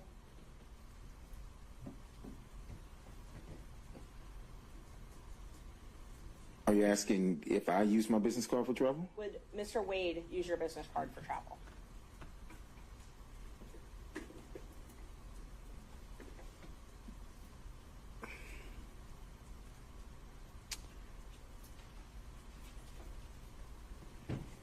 I recall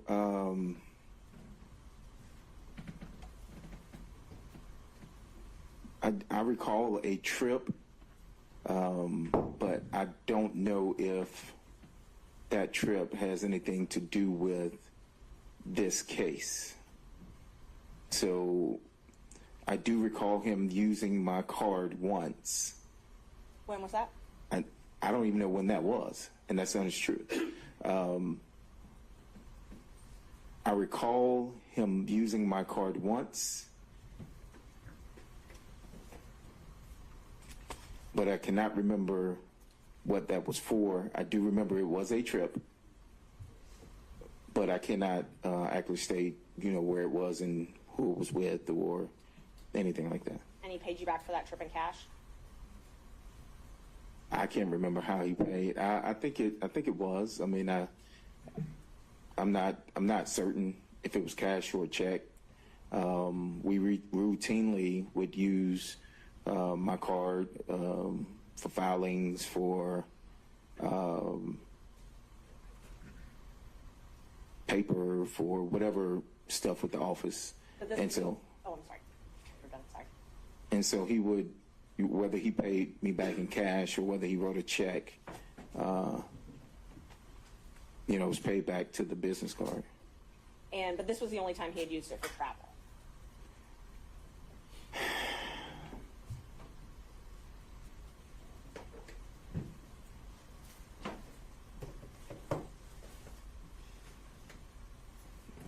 I cannot recall. I don't even have that business card anymore. But I do recall at least once for travel, yes. And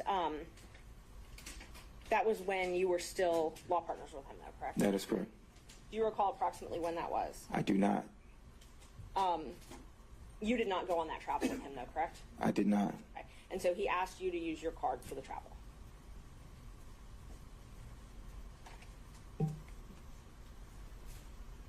Yes, I mean, I'm assuming.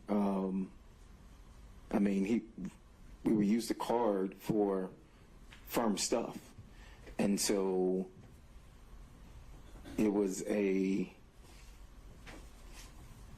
business card. Your business card, though. It was my business card, yes. Right. The law office of Terrence A. Bradley, correct. Okay. So it showed up on your accounts. That is correct. Okay. Wouldn't show up on his accounts, though, correct? That would be accurate, yes. Do you know if this was before he became special DA in this case, special prosecutor? I cannot recall. Did you see he and Ms. Willis together? You said you were in and out of the office, in and out of the DA's office. You saw them together, correct? In and out of my office or the DA's office? The DA's office. Correct. You saw them together in and out of the DA's office? Did I see them in and out? Yes.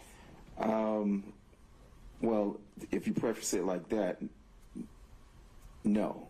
I saw him in and out of the office when I would be there doing my filter work for the taint team. Okay. He would come by. I rarely saw Miss Willis and Mr. Wade together in the DA's office. So you brought up the taint team. Let's talk about that for a minute. Tell me about, you did work you had a contract as a taint lawyer, correct? That is correct. Okay. And that was in the anti-corruption unit? Yes, I think so. Yes, correct. And how did you get that contract? What do you mean, how did I get it? How did you get the contract? It was. Bid? Did you apply online? Oh no, it was proposed. By who? We were. It was proposed by. I guess it came from the district attorney. I mean, I didn't speak directly with her. Okay. It was with Mr. Wade, and he asked if we would be interested in having a contract with the Fulton County. Okay. He and I asked said you I and would. Mr. Campbell? I think so. I mean, I can't recall if he asked us both together or not. Rarely. We all handled several, different things for the firm. Okay. Criminal, personal injury, things like that, family law. And so rarely were we together there at the same time, like for an abundance of time. So he may have called me and then he may have called Chris. I can't recall how we got the contract, but.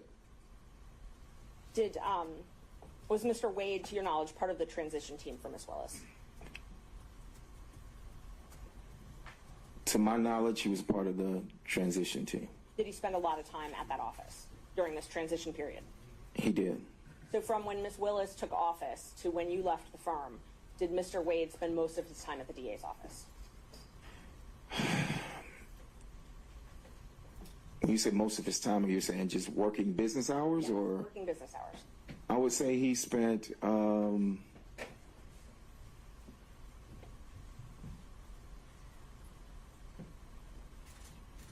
I would probably say he spent majority of time. If you say over 51%, I would say yes, he spent over 51% of his time. Okay. And that was the entire time from when she took office to when you left the firm? I can't say that that was the entire time, but yes, it was majority of, it was I can't pinpoint specifically when the time that he would spend. I think if my memory serves correctly, getting to the majority of the time, it would have been whenever he started with this, maybe. As a special prosecutor? When you say majority of the time. Right. Okay, so let's talk about the time before he became special prosecutor. Did he spend a lot of time at the DA's office then? He spent time. I mean, it depends on what you say is a lot. He spent time at the DA's office, correct. And so, just so we're clear, you were hired first on January 25th. Both you and Mr. Campbell were law partners, and you were both hired by the DA January 25th, 2021. Is that correct? Repeat the question, I'm sorry. You and Mr. Campbell yes. both were hired on a contract basis by DA Willis January 25th, 2021, correct? Which contract are you talking about? The first one, the taint contract. Not the first appearance contract, the taint contract. Well, you said the first one, and the taint contract wasn't the first contract, and so... Okay, so what was the first contract? To my knowledge, the first contract was the first appearance. Okay, so let me just mark these and see what number we are. 23, 24, 25. For his contract.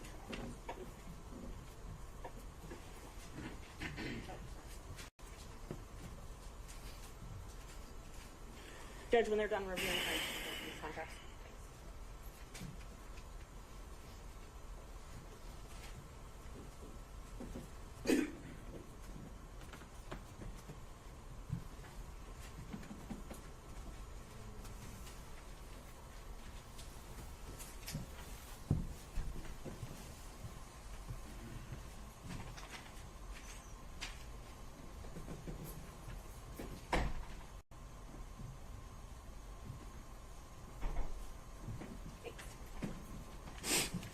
Riley showing you what's been marked. We're going to fix it at 23, 24, and 25. If you could just look at those.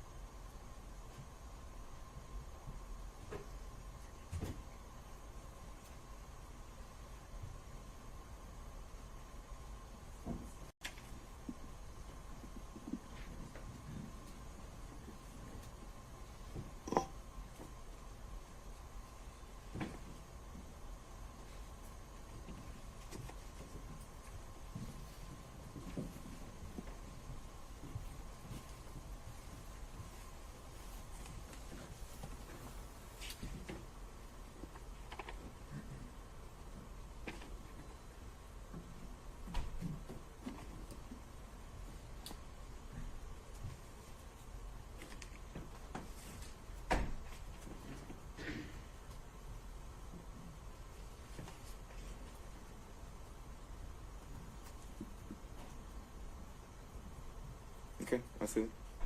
So on now that you've reviewed those, is it true that on January 25th, 2021, you got your first contract as a taint lawyer? As a taint lawyer, yes, I see the date on that as a taint lawyer, but I'm also looking at this contract here for first appearance, and there must have been, I don't have it before me, but there must have been a contract before this. Okay, so you think there's a fourth contract? I can't say that there is or isn't. What I do know is that we did first appearance during COVID, and it was before 2021. So I don't know, you know, if I had a contract, a written contract at that particular time or anything, but I do know, I think that you could look at the recordings because everything was recorded at that time as to when the first appearance contract started and the taint contract started.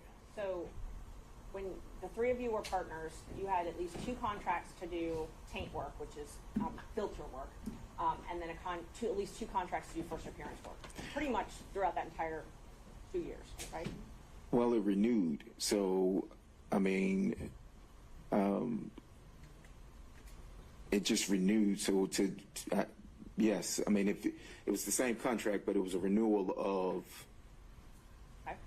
the contract. So how did you, and you said you got these contracts through, Ms. Willis gave them to you, but it was through her knowing Mr. Wade, correct?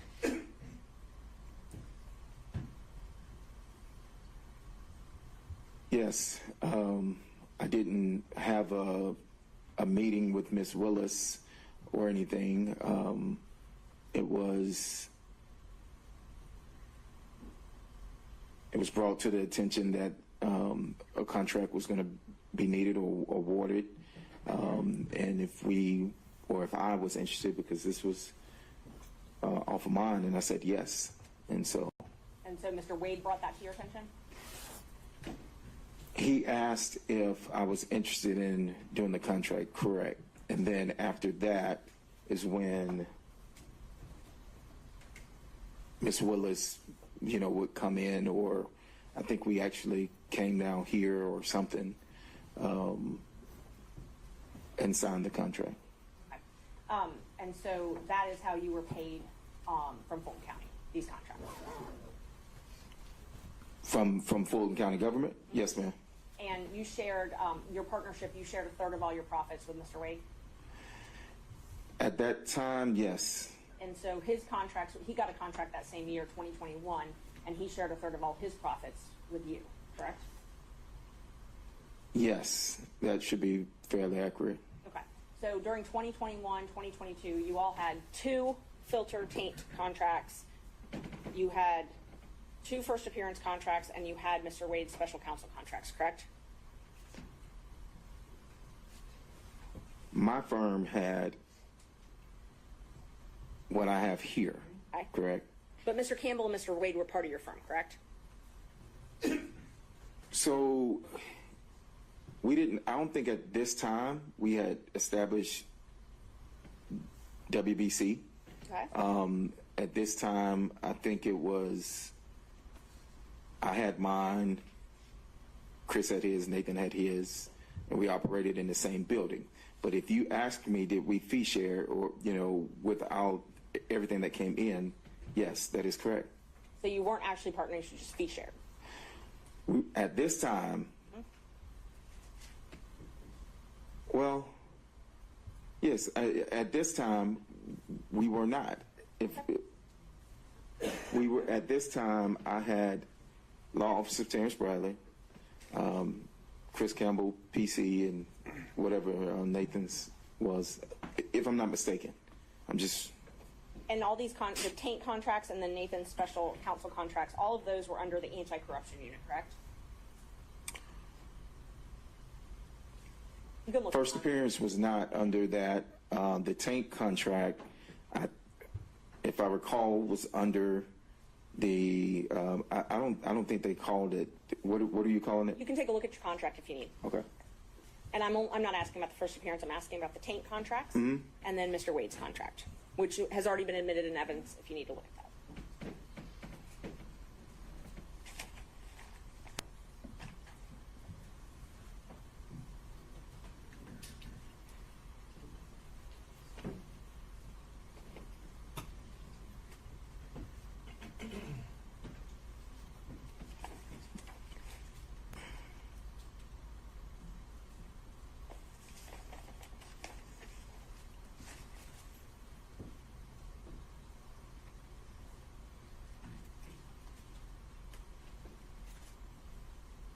Let me know when you're done reviewing.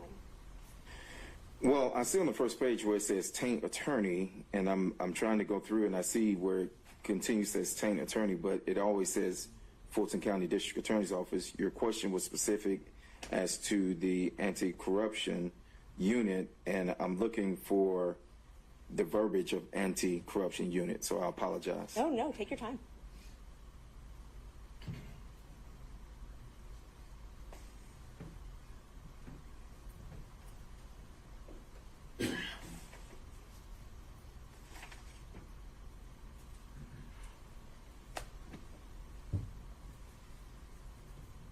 And see, on both pages, I mean, it starts out Fulton County District Attorney's Office, and then it just goes to initials FCDA, unless I'm overlooking where it says the anti-corruption unit, then the contract was with the FCDA. I mean, unless you want to show me something. I'm just asking you, and I didn't know if that would refresh your memory. Those contracts were for the anti-corruption unit, right? Well, they were for the district. I worked for the DA. Okay. I worked for the DA. Okay, so just in general, the DA. Correct. I worked for Fulton County District Attorney's Office in as a contract person, as it says here. And when you did the taint work, you had to report to Sonia Allen? I did not. You did not. Who did you report to then? I can't remember his name. His first name was Brian. Okay. And let's see. So I know you said you met with Miss Willis when you signed those contracts, right? Yes, I know I met at least one time to sign these contracts, or to sign when I signed the contracts, yes. Did you meet with her any other times?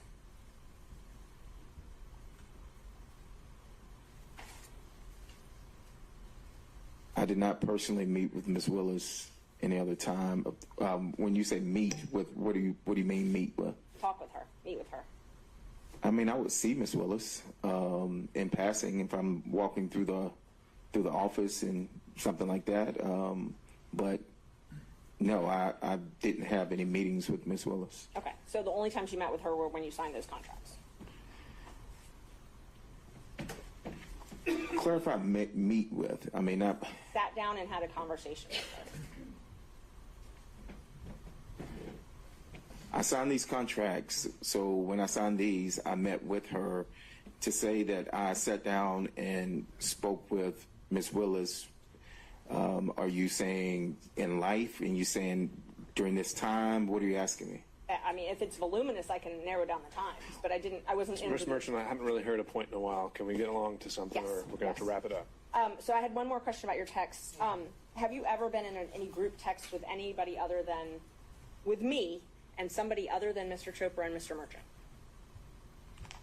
You're going to narrow that down. I'm sure you sent many I texts. can look at my phone. No, with him, if there had been any other texts. And I think that the state had some thing in rebuttal they mentioned, so I was just trying to clean that up before it got there. Can you try the question one more time for me? Yeah. Isn't it true that the only texts that you and I have ever had have been between me, you, and Mr. Chopra, or me, you, and John Merchant, correct? Can I look at my phone? Sure.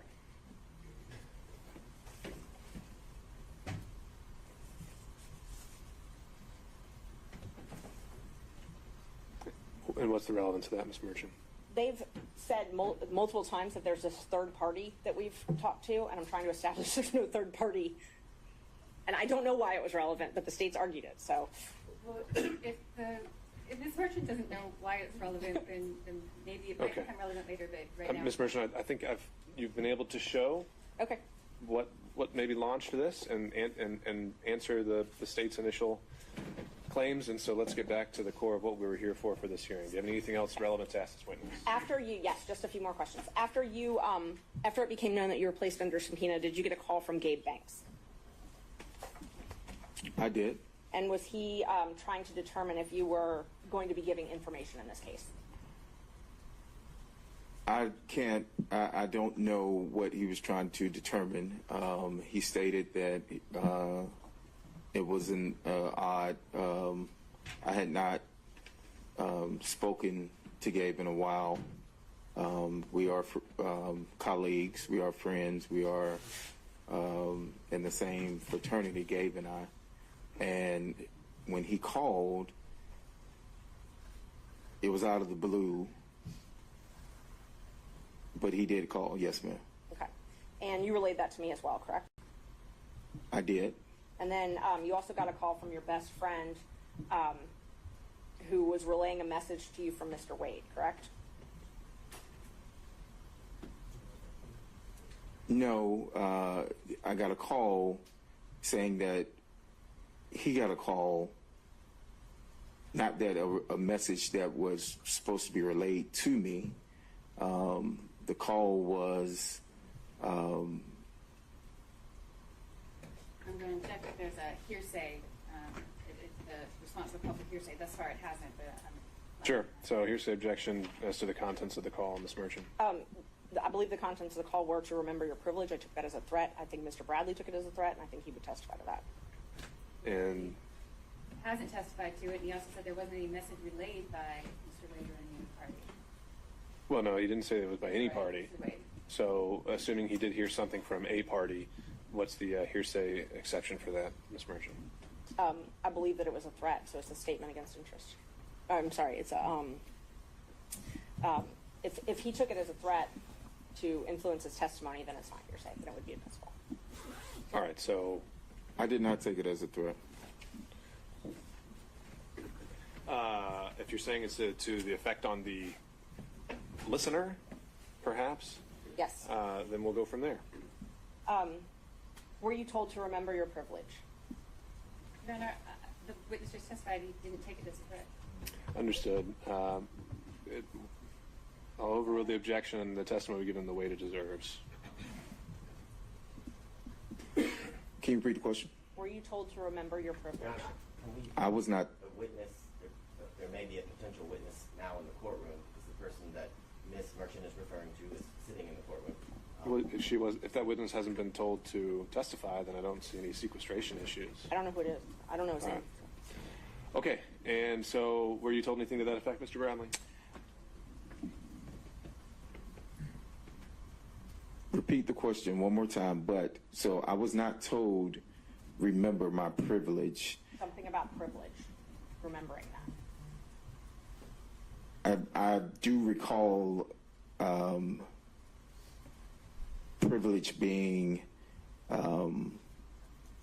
mentioned, but it wasn't remember your privilege or, a threat of any sort. But you immediately called me after. No, I called someone else after. You called me quickly thereafter.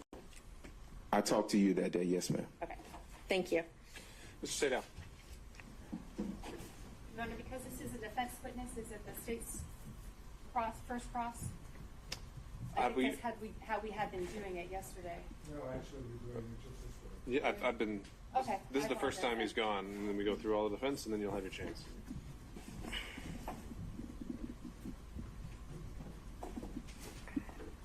Some foundation questions to begin with, please. Your testimony as you began representing Mr. Wade as his attorney on what date or what approximate date? I didn't have an approximate date. And give me an approximate date when you began acting as Mr. Wade's attorney.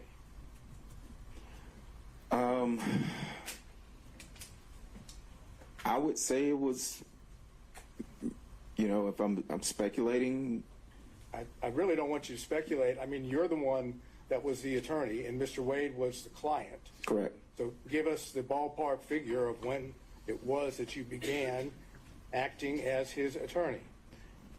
Maybe 2017, 2018, I think, maybe. And the purpose for which you were retained? His divorce.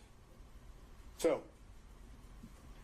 according to you, from that time period, your communications with Mr. Wade with regard to the divorce or any matters related to the divorce, it's your position are confidential, are privileged, correct?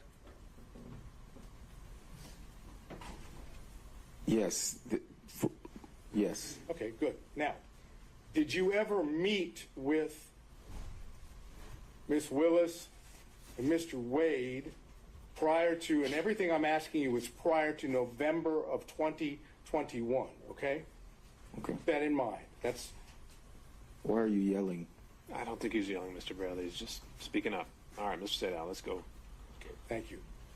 Prior to Mr. Wade getting his contract with Fulton County, which was November 1st of 2021, okay?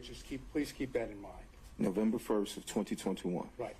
Did you ever socialize with Mr. Wade and Ms. Willis prior to November 1st of 2021?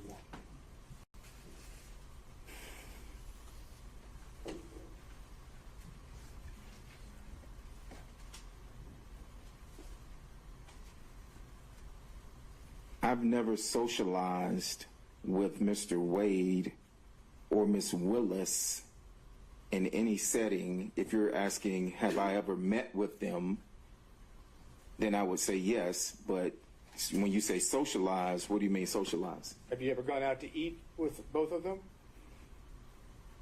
Before 2021, I do not Or think November 1st of 2021? out to eat with both of them before.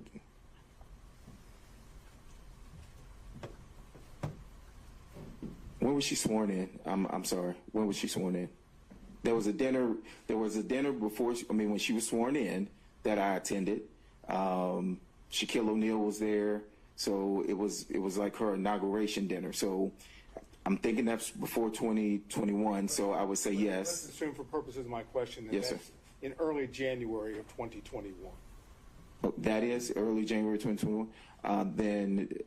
So yes, it will be before November. So if it was January, yes, that dinner would have been in, I'm assuming, January. Okay. And any other time that you socialized, went out to eat, went to anyone's home, you know what socialized is. Exactly. So no, I did not socialize with Mr. Willis. With Miss Willis and Mr. Wade. So prior to November 1st of 2021, did Miss Willis come to your offices? Your offices, the offices that you shared with Mr. Wade. I think she came once or twice to our office, correct? And the purpose for which she came? I don't know. We had separate offices. I do recall.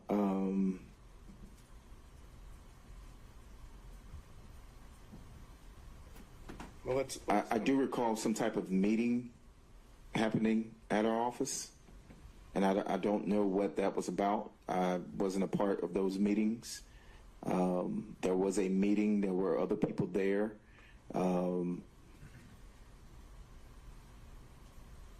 There were other people from the, I want to say DA's office there, maybe. Okay. Let's go back to the basics. Ms. Willis came to your offices, together offices, on a couple different occasions. I recall Ms. Willis coming to my office at least twice. And on at least one of those occasions, or you tell us, did Ms. Willis meet privately with Mr. Wade in his office that you observed or heard? I can't recall. You can't recall? No. Did she ever meet with you in your office? Ms. Willis now. Privately in my office? No. I've never met privately in any office with her outside of signing this contract. Did Mr. Wade, prior to November 1st of 2021, ever talk to you about socializing with Ms. Willis? I can't recall. You can't recall?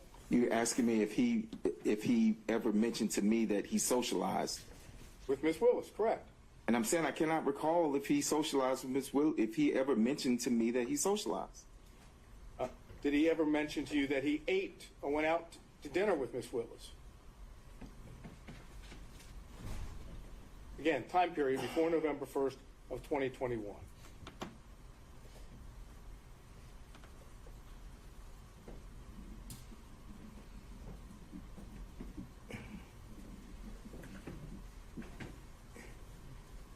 Did he, repeat your question? Did Mr. Wade ever tell you prior to November 1st of 2021 that he had socialized, gone out to eat, visited Miss Willis in anything other than a professional setting? I'm sure he did, maybe. I don't recall any specifics of any dinners, any specific places. It's been 3 years ago, the time frame, but I do not recall at this time whether or not he ever mentioned any dinners or socializing. Did Mr. Wade mention to you that he visited Miss Willis at Miss Willis's then current abode, which would have been a place, not her original house, but a place she was staying in the period of 2021 before November 1 of 2021?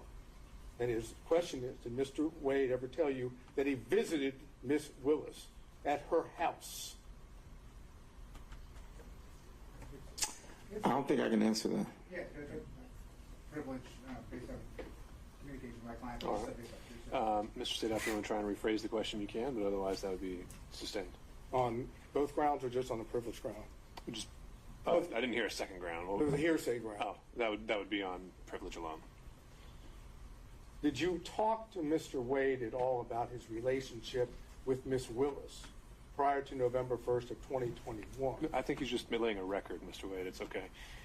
And so on those same grounds, Mr. State Allen, all subsequent grounds, apparently the relationship with Miss Willis in any way is covered by privilege according to this witness.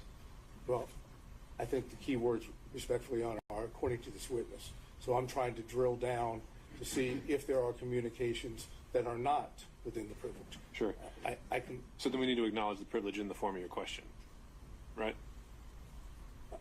You're asking me to ask it as in a way saying, are there any non-privileged? Essentially. Okay. Did you ever communicate with Mr. Wade prior to November 1st of 2021 about Miss Willis that was not privileged?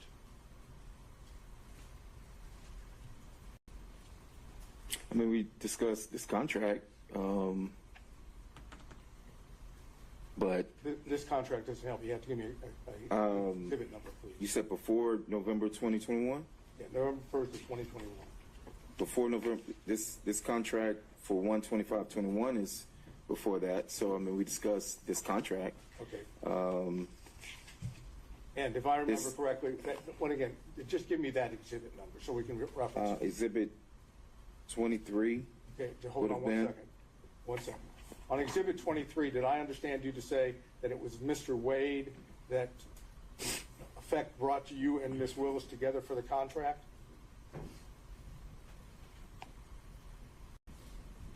That would be accurate, yes. Okay. And what did you understand was a relationship at that point between Miss Willis and Mr. Wade, for Mr. Wade to be able to bring you to Miss Willis for the contract?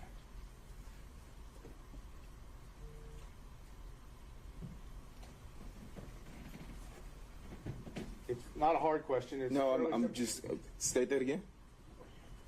Mr. Wade is the one that basically says to you, go see Miss Willis about this contract, right? Mm-hmm.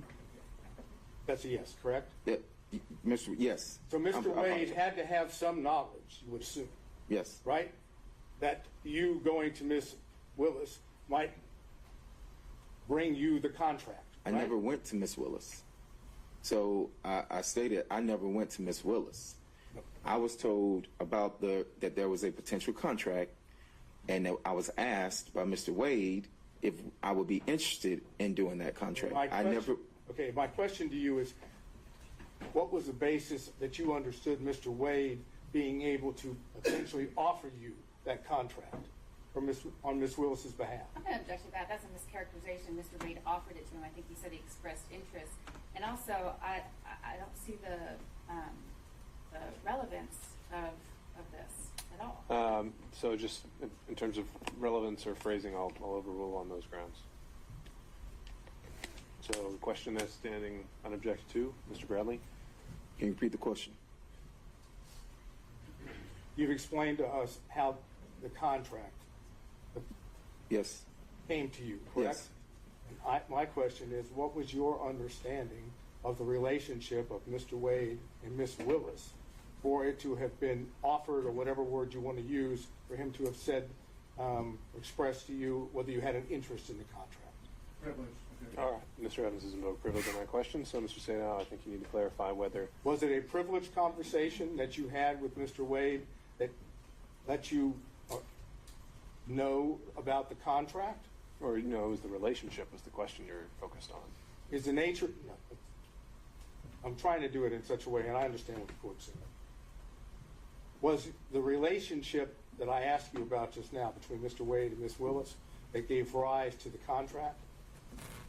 Did you know about that relationship as a result of an attorney-client communication? No, I knew of that through whatever work they did together as municipal court judges. That's. And how did you know that? Who told you about the work that they did together as municipal court judges? Mr. Wade told me that they did work at some conference. Okay, now this would have been something that Mr. Wade said, according to your time period, at the time that you were representing Mr. Wade, correct?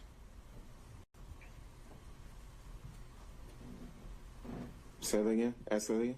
Mr. Wade would have told you what you just told the court after you had established an attorney-client relationship with Mr. Wade, correct?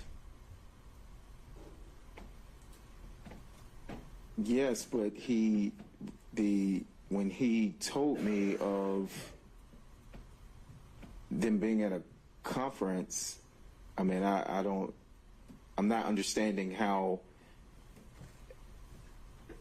relate. I'm trying to understand your question. Well, my question is basically, you had communications with Mr. Wade directly that Yes. were not attorney-client privilege, right? I've had conversations with Mr. Wade that were not attorney-client privilege, yes. That involved Miss Willis, correct? I just stated that they were at a conference. I don't know whether or not that involved her or not. Well, if he's talking about her, that is, if Mr. Wade is telling you about Miss Willis and Mr. Wade having met at a conference, right, then he's talking about Miss Willis, correct? Yes, but he also told me about other people that he met at the conference. But he told you about Miss Willis as well, correct? I think so, yes. So there were communications in which Miss Willis was at least a topic that was not covered by attorney-client privilege, correct? This particular instance, I was told about a conference. And when were you told this? I can't remember the dates of the conference, but it was after. It would have been after the conference. Okay, well, I'm trying to get just the time period here. After the conference, I want you to understand from the record, I believe we've shown that the conference was sometime in October of 2019. Okay. So could you give us an idea, that being a fact, when you would have had this communication about meeting with Miss Willis at the that is, Mr. Wade meeting Miss Willis at the conference? If that's the conference that they were at, yes, then I don't know how many municipal court conferences there are. I do know that at the time that I was in the firm, Mr. Wade was he had some position with the municipal court. Yeah. Right now, my only question is time-wise. Assuming it's October of 2019, when do you tend to remember? What's your best recollection of when Mr. Wade told you about? I can't remember because I didn't even remember that it was October 2019 until you said that. Okay. So you don't have a present recollection? I do not remember that, no. Had to be before the contract, though, in January of 2021, correct? That they met? No, that you were told about Mr. Wade and Miss Willis meeting at the conference had to be before. Oh, yeah, yes, it would have been before that, yes. So what other communications did you have with Mr. Wade about Miss Willis that are not privileged. We know of one, about the meeting at the conference. Are you suggesting that that's the only one you ever had about Ms. Willis that isn't? I cannot recall any. I cannot recall. You cannot recall whether there were any other communications that weren't privileged?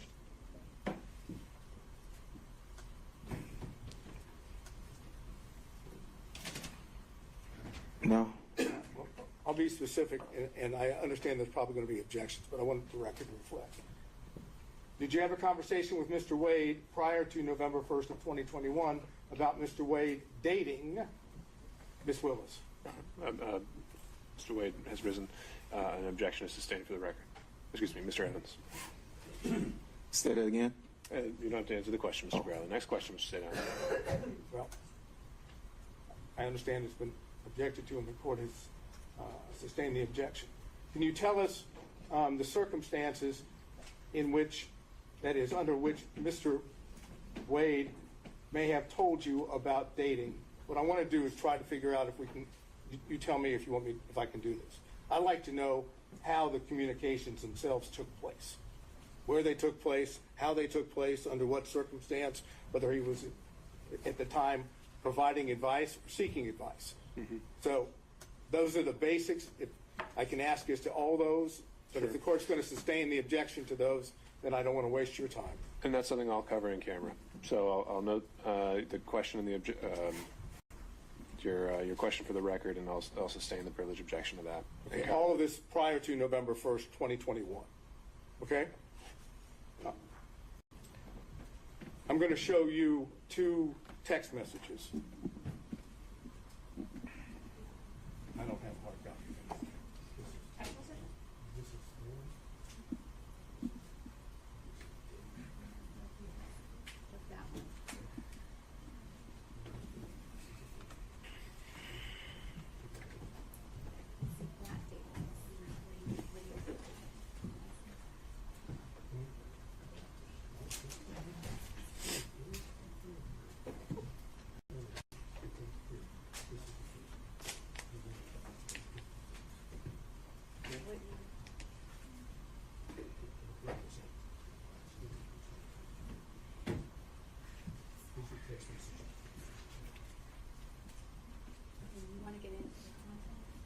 I'm going to set up a question.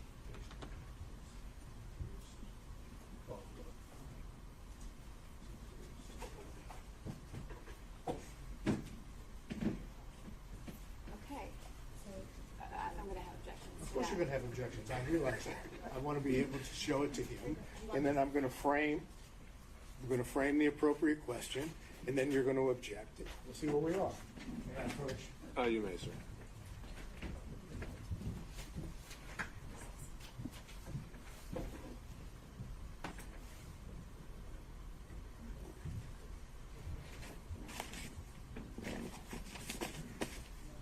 Look at this text message.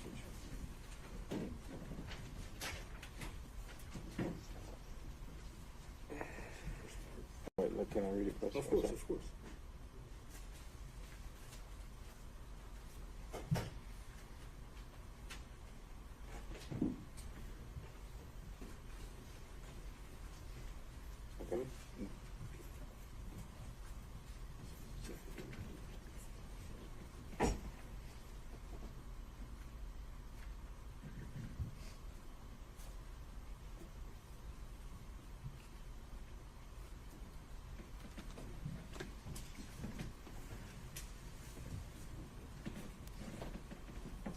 Okay.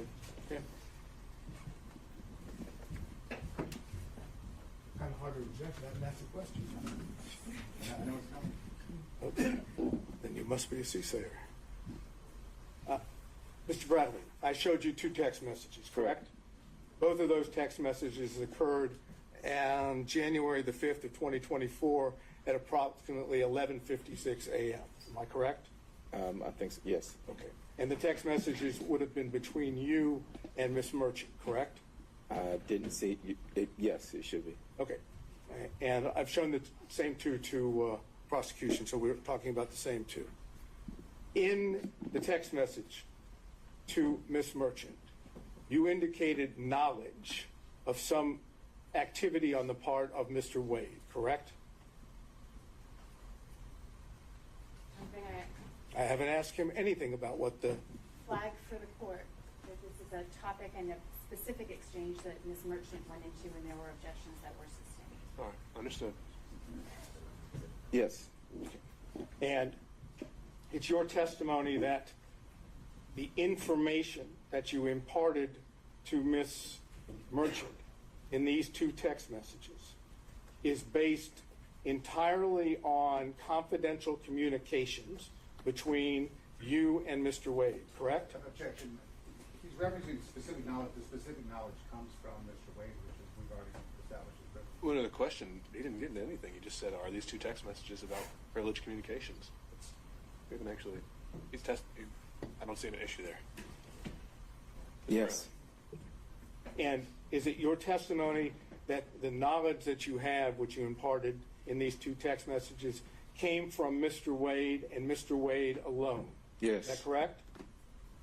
Yes. Can you tell us when it was that Mr. Wade imparted this information to you?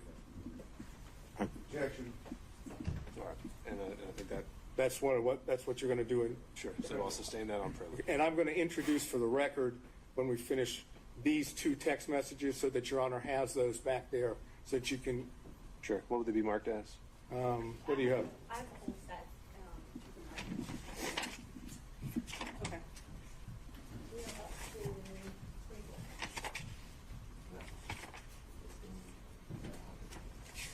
I'm going to go ahead and. Oh, the contract. The new one will be 26. Once I put a staple in it, I think it'll be Defense Exhibit 26. You have to give me a real pen that works. All right, so this is marked and made part of the record is Defense Exhibit 26, but not necessarily for its This is not a evidentiary committed 26. value. This is for purposes of the court conducting the in-camera review. Right. And put a staple in it here to make sure that you see it.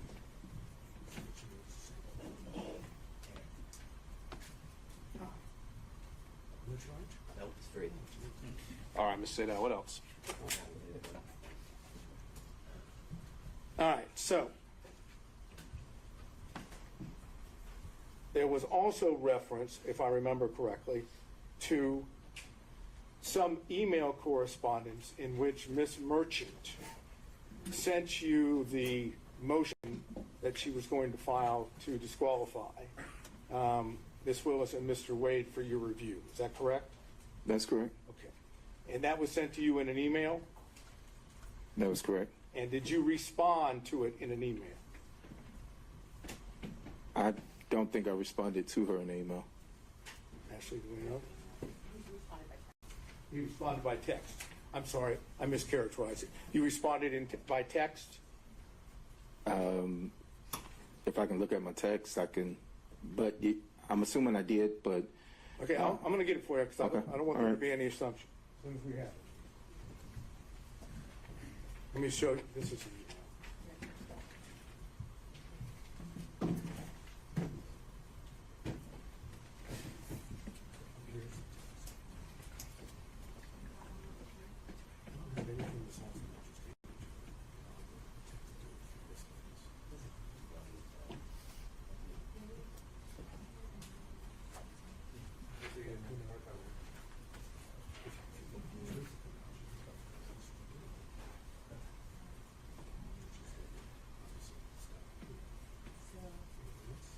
Is that what you're... I'm going to show you if I might approach.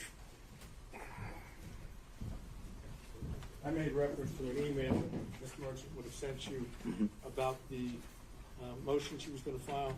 If you look at this, does this appear to be the email that you received? It's dated January the 6th, 2024 at 10:25 a.m. Yeah, I see it, the email, yes. That's the email that you received. Along with, obviously, the attachment, which is referenced. Yes. And then, did you respond to that email within the text message that I've just placed before you? Yes, I said looks good. So the answer is yes. Oh, yes, I did. Okay.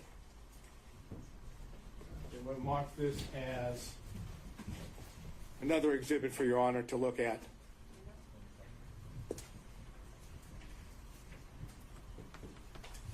Since you wrote my tongue, can I have a seat?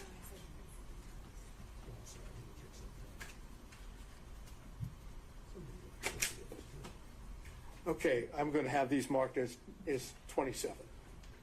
Okay? All right, so is it your position that what is reflected, let me hand it to you. What's the court's rule, to ask or not to ask? We'll take it case by case. I think he's doing all right, so we need to ask for this witness. Is it your position that your response, which is the second page of Defense Exhibit 27, is based on a confidential or confidential communications that you had with Mr. Wade?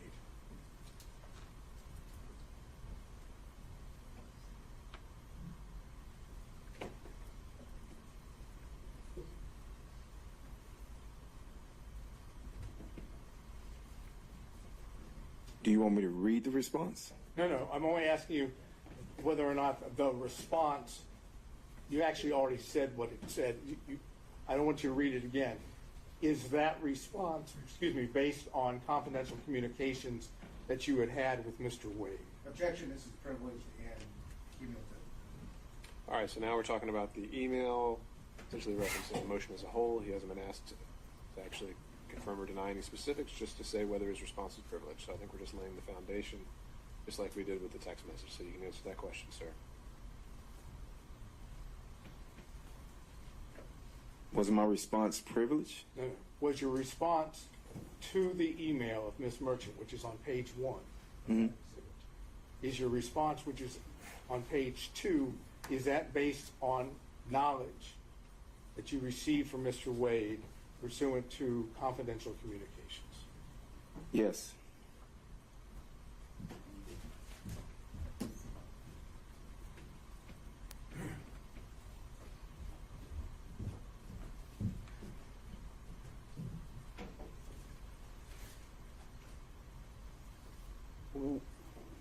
Have you discussed with the district attorney's office this case, your purported testimony? Of my testimony? Yes. No. At all? No. No prep, no conversations, no nothing? No. Have you given your attorneys, for this matter, did you give them permission to speak with the district attorney's office? Well, he can assert his own privilege, but that's kind of crazy. Is there a objection to be heard? Absolutely, this is Okay, privileged. sustained. Stay down. Next question. Do you know whether or not your attorneys shared privileged information with the district attorney's office? No, I don't know what my attorneys shared or didn't share. I don't know if they even met.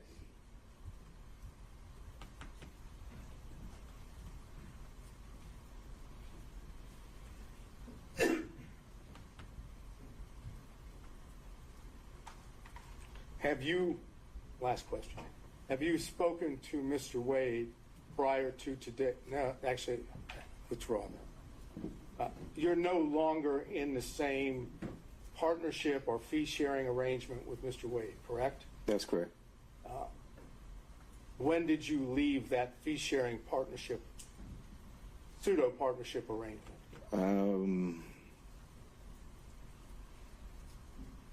I don't remember the hard date, but maybe sometime like July, August of 2022, I think. Okay. And what was the reason for the partnership or the fee-sharing arrangements? What caused the separation? I wanted to leave and go out on my own. And that's the only reason? I wanted to leave and go out on my own, yes. I understand, but that was the only reason. There wasn't any suggestions or allegations of any form of misconduct on either part, either on your part or Mr. Wade's part, correct? Misconduct of what? I don't want to try not to get into the specifics. Was there any allegations made of suspected misconduct on your part or on Mr. Wade's part? That's a fairly simple question.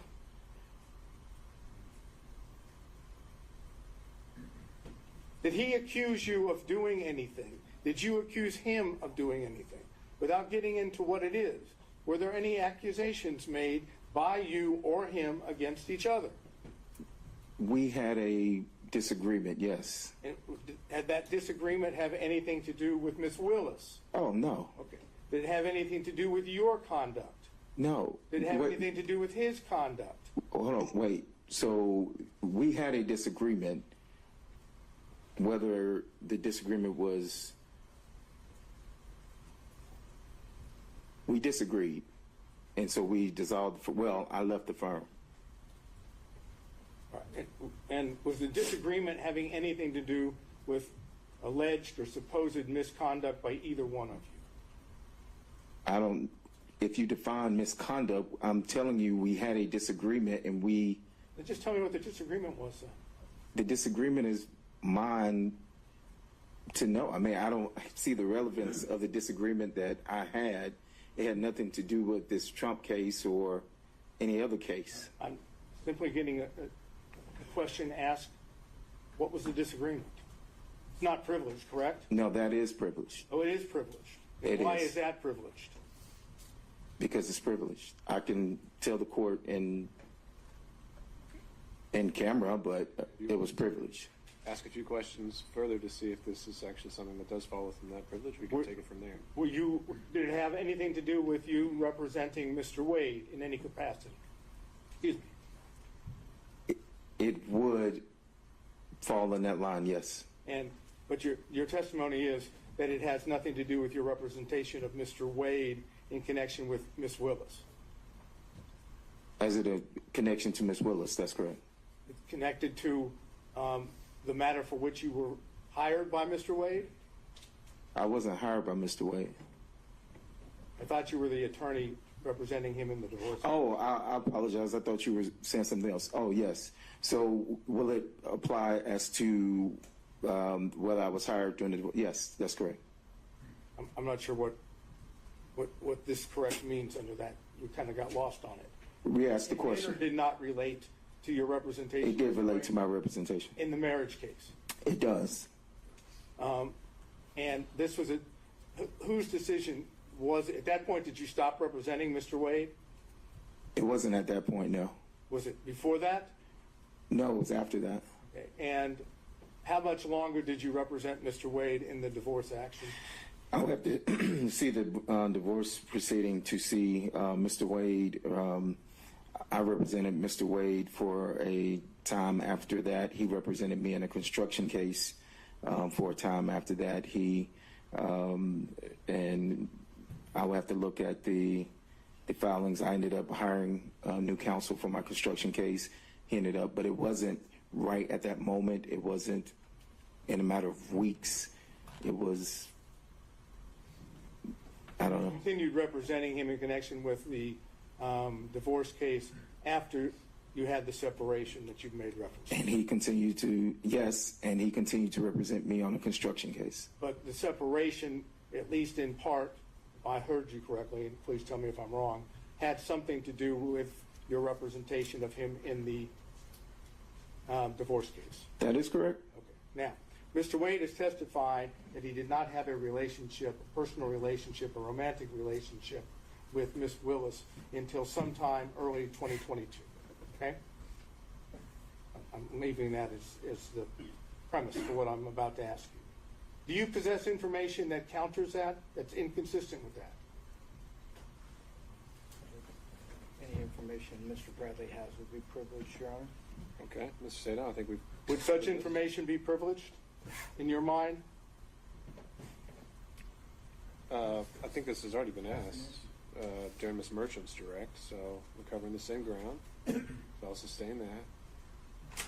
So I can't get an answer to whether he possesses information which is inconsistent without getting into the information itself. I think the issue would be that we've already gotten an answer on that, and now we're asking the same question again. Ms. Merchant asked in variation of that, and he already answered. I think the variation, Your Honor, is referencing whether or not he had what would be personal information, independent source information. Mine is not so limited. Mine is, I'm asking him point blank, whether or not he has information from whatever source, including Mr. Wade, that is inconsistent with Mr. Wade's testimony. Because if it includes Mr. Wade, it is privileged communication. So therefore, the answer is it's privileged. If it excluded Mr. Wade, that would be a different appropriate question. And I just want to say, the answer is either it came from privileged information or it's hearsay. That's it. He's already testified that he has no personal knowledge. Unless it's for impeachment at this point. But, Mr. Seda, I think that might be too fine a distinction for me to see the need for the question. I think I'm failing to see the difference. Well, I'm not asking respectfully, I'm not asking you to see the difference. I'm asking whether I can ask that question and elicit a response which doesn't elicit the actual communications, which is what I'm attempting to do. And if Your Honor says I can't, then I'm finished. And I think that this was another aspect of what came up before, which is, in my mind, even confirming the existence of the information goes into privileged communications, whether he does or does not possess information. If it came from that relationship, that's part of the privilege as well. So if I make that clear, then so you're sustaining what the objection would be. That's right. It'd be sustained on privilege. And of course, all the questions that we're talking about as far as the foundation about when things are said and what is said, you're going to go into, if I understood correctly, ex parte in camera with the two exhibits we talked about. That's right. My intent would be to make a record of the knowledge of when it was obtained and the extent of it and the different sources, and that'll be sealed. And what was actually said? That's right. So I guess my question to the court before I sit down is, if hypothetically you learn through this in-camera ex parte examination that the information that this gentleman has through the attorney-client privilege is in fact inconsistent with what Mr. Wade testified to under oath, then the court is going to then make a determination of whether it can be used here or whether it just remains in the record sealed. So my intent would be to make the distinction of, from the in-camera hearing, if I still determine that everything is covered by privilege, then anything else that is said cannot go into the factual determinations or credibility determinations that need to be made. And so just the issue of whether the privilege did or did not exist is preserved. So, again, just to follow through to make sure. So if the court knows that there's been a fraud upon the court through the lie of Mr. Wade, none of us are going to know that that in fact occurred, and the court's going to be in a position of making a determination on the motion, even though the court knows that it doesn't have all the information, truthful information. I'll take a closer look at the case law you provided to see if that is actually a variation of the crime fraud exception, and I'll apply the crime fraud exception as I see it. Right. And again, I'm not suggesting it is a variation. It is totally separate from crime fraud. It has nothing to do with using the legal advice of the attorney in order to commit a crime. It's you go ahead and commit fraud or lie to the court when you fully know that someone, your attorney, has information which is counter or inconsistent with what you've testified to. And to that end, Mr. Sadout, that is something that you can, I mean, I've got this case from Ohio, but if you can find something more on point in Georgia before we schedule this for argument. Other than the one I gave you? The Coca-Cola one? The 1935 case. The Atlanta Bottling Company? I don't think I went that far. I think it just kind of said the sword and shield language, and it didn't go so far as to say that there's this alternative theory about fraud upon the court, but we can flush that out in our research. I appreciate it. Thank you. Mr. Stockton. No questions, Judge. Mr. Durham. No question, John. Mr. McDougald. No questions, Your Honor. Mr. Rice. And a few questions, Your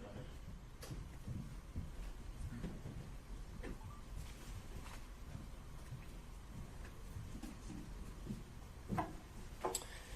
Mr. Bradley, you were counsel for Mr. Wade in the divorce case when the interrogatories were initially served on opposing counsel on or about December 27th of 2021, correct? That's correct. And you were also counsel for him when the amended interrogatories were served on May 30th of 2023, correct? That's incorrect. So you ceased representing him sometime before May 30th of 2023. That's correct. At any point during the divorce proceedings, was a pleading filed with the court or a paper served on opposing counsel that purported to have your signature that you were not the one that signed or authorized your signature on? Say that again?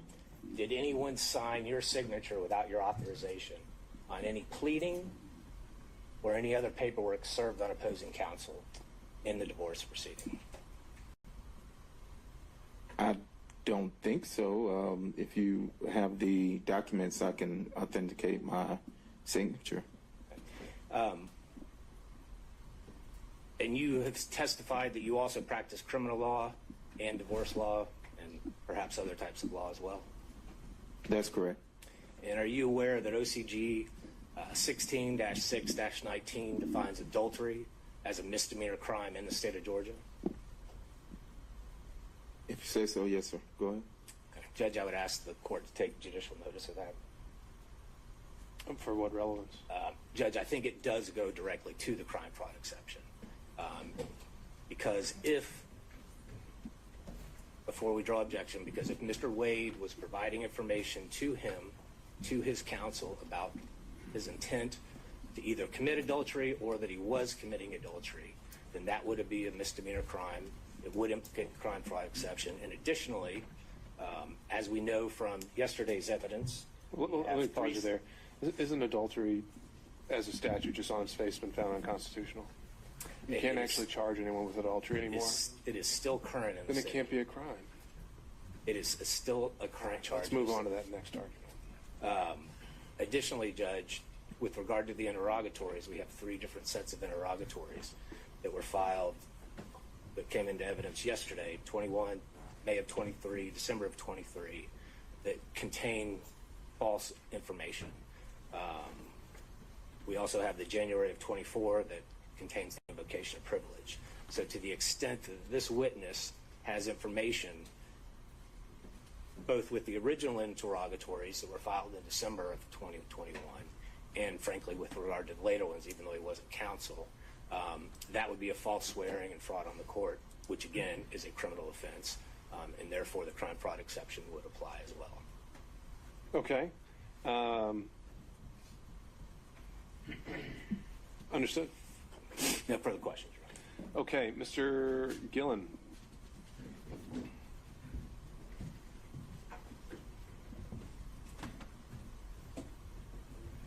Good afternoon, Ms. Bradley. Good afternoon. Been a long day.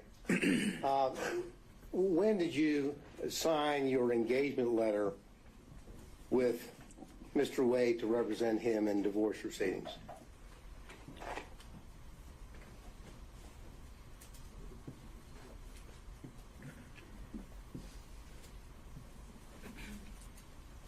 It would have to be 2017, 2018.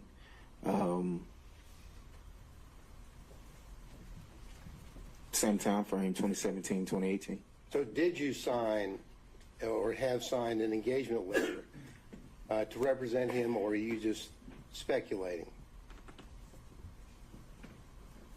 I can't recall. I mean, we were in a, we shared space. I can't recall if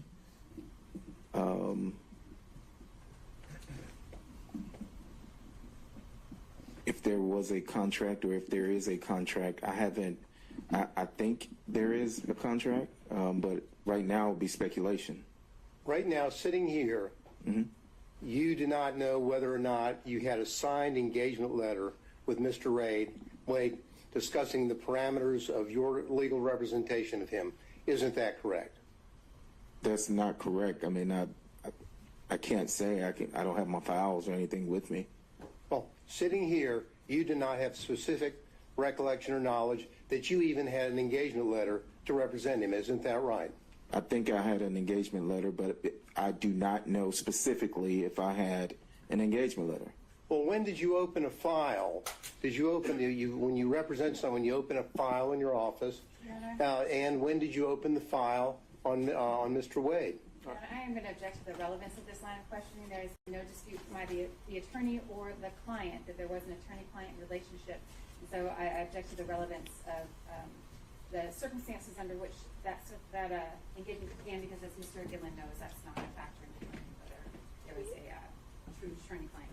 Well, Your Honor, it's not just up to Mr. Wade and Mr. Bradley, it's up to the court. I agree with you there, Mr. Gillen, and so I'll give you a little bit of leeway, but I don't think we could spend too much time on this. No, so okay, we'll see. Your Honor. Now, did you or did you not open a file in your law practice with Mr. Wade's name on it, yes or no?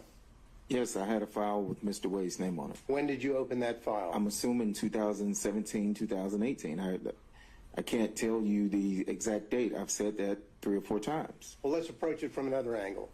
When is the first invoice that you sent to Mr. Wade for your legal representation?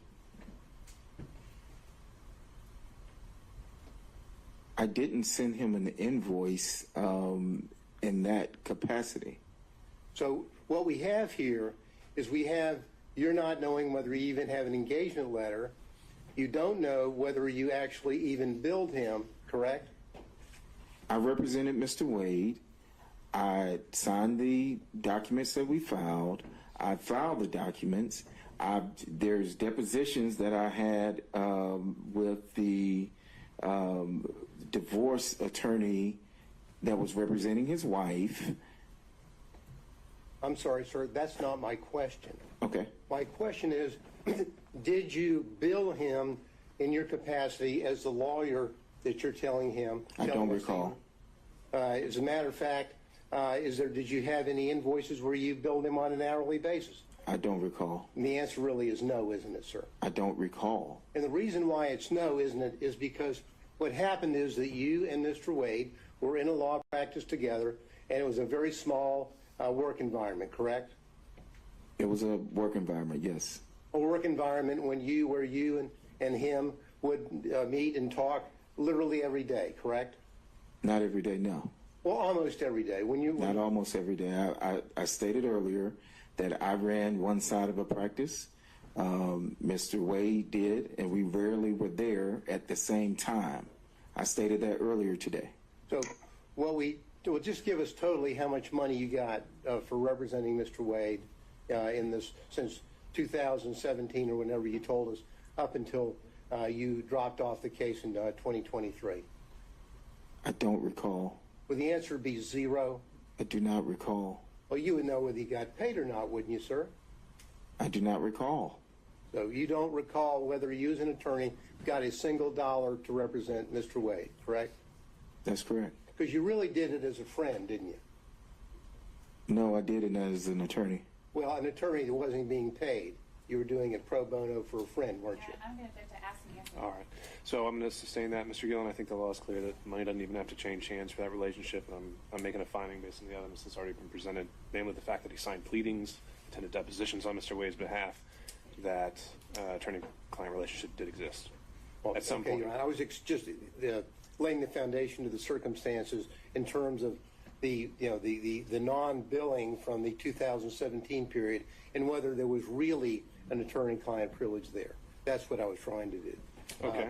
If the dispute is just when it occurred, you can try to hone in on that. But the questions I've heard so far are more from you were never paid ever. It's from a overall angle.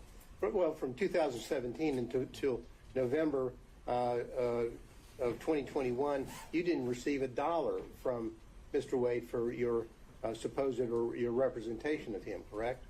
I don't have the file in front of me, and I do not recall. Okay. And the reality of it is, as I mentioned or asked you a few minutes ago, is that it was a small firm, and you were doing him as essentially a favor as a friend and as a law partner, correct? No, I was representing him as an attorney.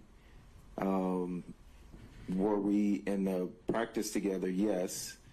And were we, or are we friends? I mean, we were friends at the time, yes. Well, you were friends and law partners, correct? Yes. And in a small firm, and I know because I'm in a small firm, people will sit around the office and talk about their social life and what they're doing, correct? Correct? If that happens in your small firm, yes, yes. Well, does it happen, or did it happen in your small firm? The witness has been asked very specific questions about conversations about socialization, and we've gone on through it, so I think this is asking answer. All right, I'll let him answer this one question. Overruled. Repeat the question. Well, did you in your small firm have occasion to where people would sit around and socialize and talk about what was going on in their lives as opposed to merely talking about the law? Yes. And you had those conversations with Mr. Wade as a friend on a social basis, didn't you? I assume Not yet, but it might. I assume, yes, we talked about sports. We talked about, sports a whole lot. You talked about life and about what was going on in your life and what was going on in his life, right? Right? Sometimes, very rarely, yes, sometimes. And that is what you do in a small work environment when you know people very well and you do favors for them, correct? Again, I'm going to object. Yeah. All right. Sustained. Next question, Mr. Gillen. Now, in that capacity, didn't you have discussions with Mr. Wade about what was going on in his social life that had nothing to do with him asking you legal advice? Objection, to be more specific. I think he's just asked whether he socializes outside of legal advice. So I think he can answer that question. I did answer the question. I said we talked about sports a lot. And I'm asking, sports is one thing. The social life, did you talk about each other's social life, like Mr. Wade, and who he was dating? All right. So that'll be sustained on privilege. Your Honor, just for the record, I would state that my objection would be that the privilege only protects communications in furtherance of seeking out illegal advice, not talking about something that might be personal or confidential, and that's the distinction that I would draw. I think that's an accurate legal point. However, I think the witness has already been questioned and testified on this point. Thank you. Next question. Now, you got into the fact that you were the initial attorney on the divorce case, correct? That is correct. Now, did you and Mr. Wade, without getting into discussions, did you and Mr. Wade together prepare his responses to the interrogatories which were filed initially in the divorce case? I'm assuming we... Objection. He's asking about interrogatory responses, preparation of the case in the divorce case. I mean, that's all covered under attorney-client law. Mr. Gillen? Well, I don't think it's attorney-client. Did they meet together, and when the interrogatory answers were filed, did he file them, and did he do that in concert with his client? There's nothing privileged there. Did they meet and work together, and that work taking the form of them talking back and forth to each other on the right responses? I'll change a little bit. Did you review yourself the interrogatory responses given in the divorce case? I did. And whatever knowledge that you had when you were involved in the interrogatory responses, you had the knowledge of all that material or information that you had without getting into the content. You had all of that knowledge and information. I'm sorry, let me get my question out before he objects. And when you filed those interrogatories, you had all the knowledge and information that you had obtained from Mr. Wade from 2017 up until the date the interrogatories were filed, didn't you, sir? Okay, so that's the follow-up question to that is going to be incorporating knowledge learned during communication. So No, I'm not going to have a follow-up question. I just want to know whether is that the case? When he filed the interrogatory forms, he had all of the information that he had discussed with Mr. Wade from 2017 up until the time. That's it. That's my final question. Okay. In which case, without doing that extra assuming link that he based his answers on those communications, it has no relevance. Well, It does in the sense that it shows what knowledge he may have had when he, the attorney, is filing interrogatory responses. That's what it shows. Okay. I'm still not seeing the relevance of his knowledge as the attorney filing the responses, unless you're linking this back to Mr. Wade. It's back, Your Honor, to whether or not, if you're an attorney and you're filing an interrogatory response, which you have reason to believe, or specific information to know that certain responses are not accurate, then you shouldn't be filing them. And now, so that's where I was going with that.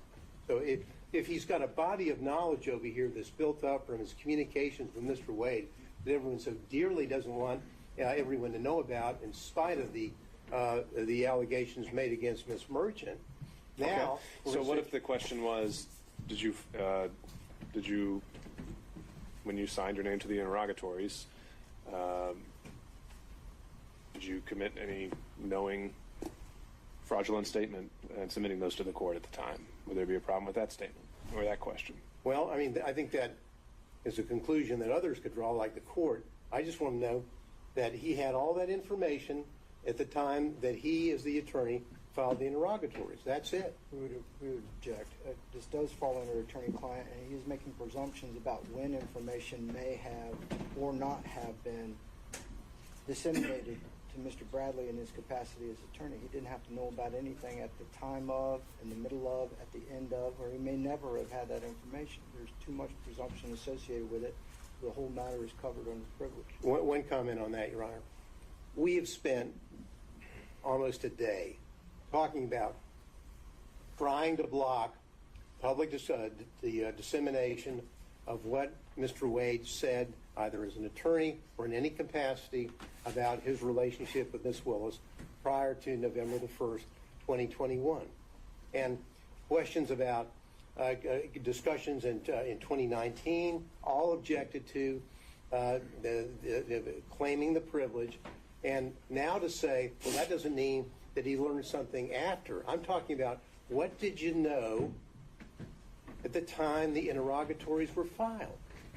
And everything that now they're claiming privilege, well, that's fine. The court will address that in chamber and in due course. What did you know? I'm sorry, Mr. Gillen, I really don't see the distinction. So your question's noted for the record and your objection as well. All right, and I'll follow up with this. Now, you're leaving removing yourself from the case, the divorce case, correct? You withdrew from the divorce case, correct? Correct. Did you do that as a result of your concern about any of the accuracies or representations which had been made by your client in the divorce case? No. Okay, so that's going to cover communications during the relationship? Well, Your Honor, hypothetically, not saying this is the case, hypothetically, if Mr. Bradley, knowing, let's say hypothetically, that he speaking with Mr. Wade, was aware that the intimate or personal relationship, romantic relationship, existed prior to November the 1st, 2021, and started in 2019 or 2020, if he's armed with that information that he's obtained from Mr. Wade, but Mr. Wade would want to insist on responding to interrogatories which were contrary to the information that Mr. Bradley would have, then I'm asking him whether he took steps as an attorney to say, I cannot be a part of that or countenance that, therefore I'm withdrawing from the case. Sure. I still see that as covering their communications. So I'll sustain that objection. All right. Well, thank you, Your Honor. That's all I had. Okay. Thank you, Mr. Gill. Thank you. Mr. Kucherov, are you still with us?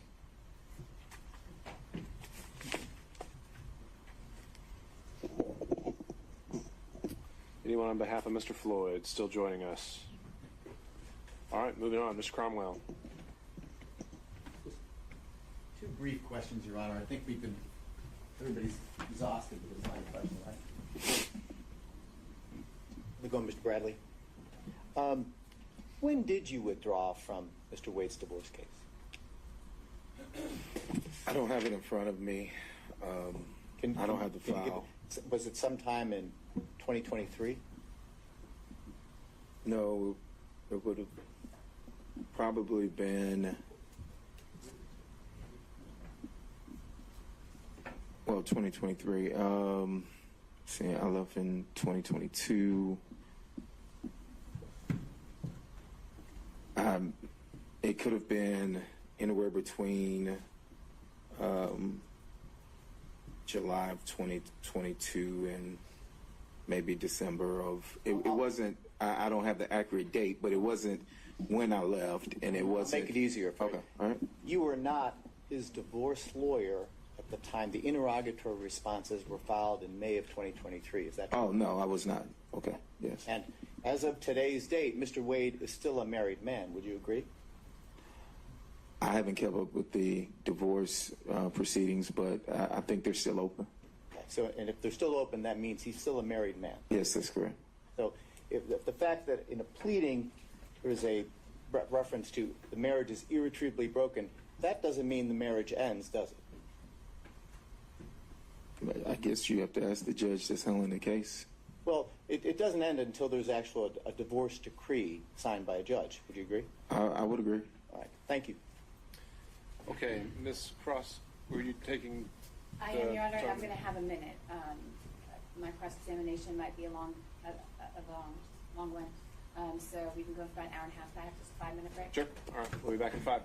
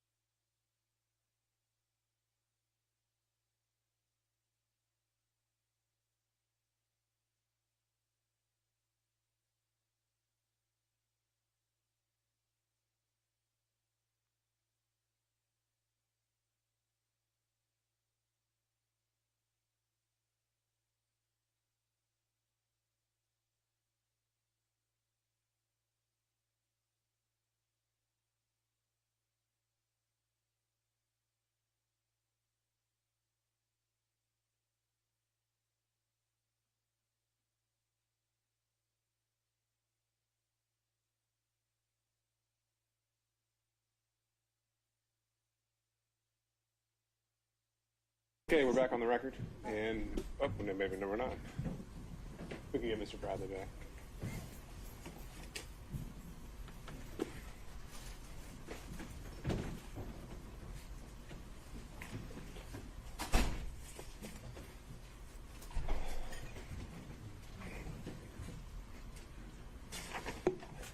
While he's coming out, Ms. Merchant, for planning purposes, based on Mr. Bradley's testimony was presented, do you anticipate calling any further witnesses?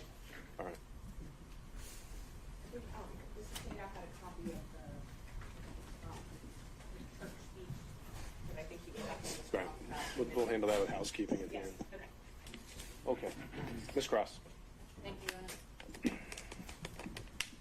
Mr. Bradley, have you still got the exhibits 23, 24, 25 there in front of you?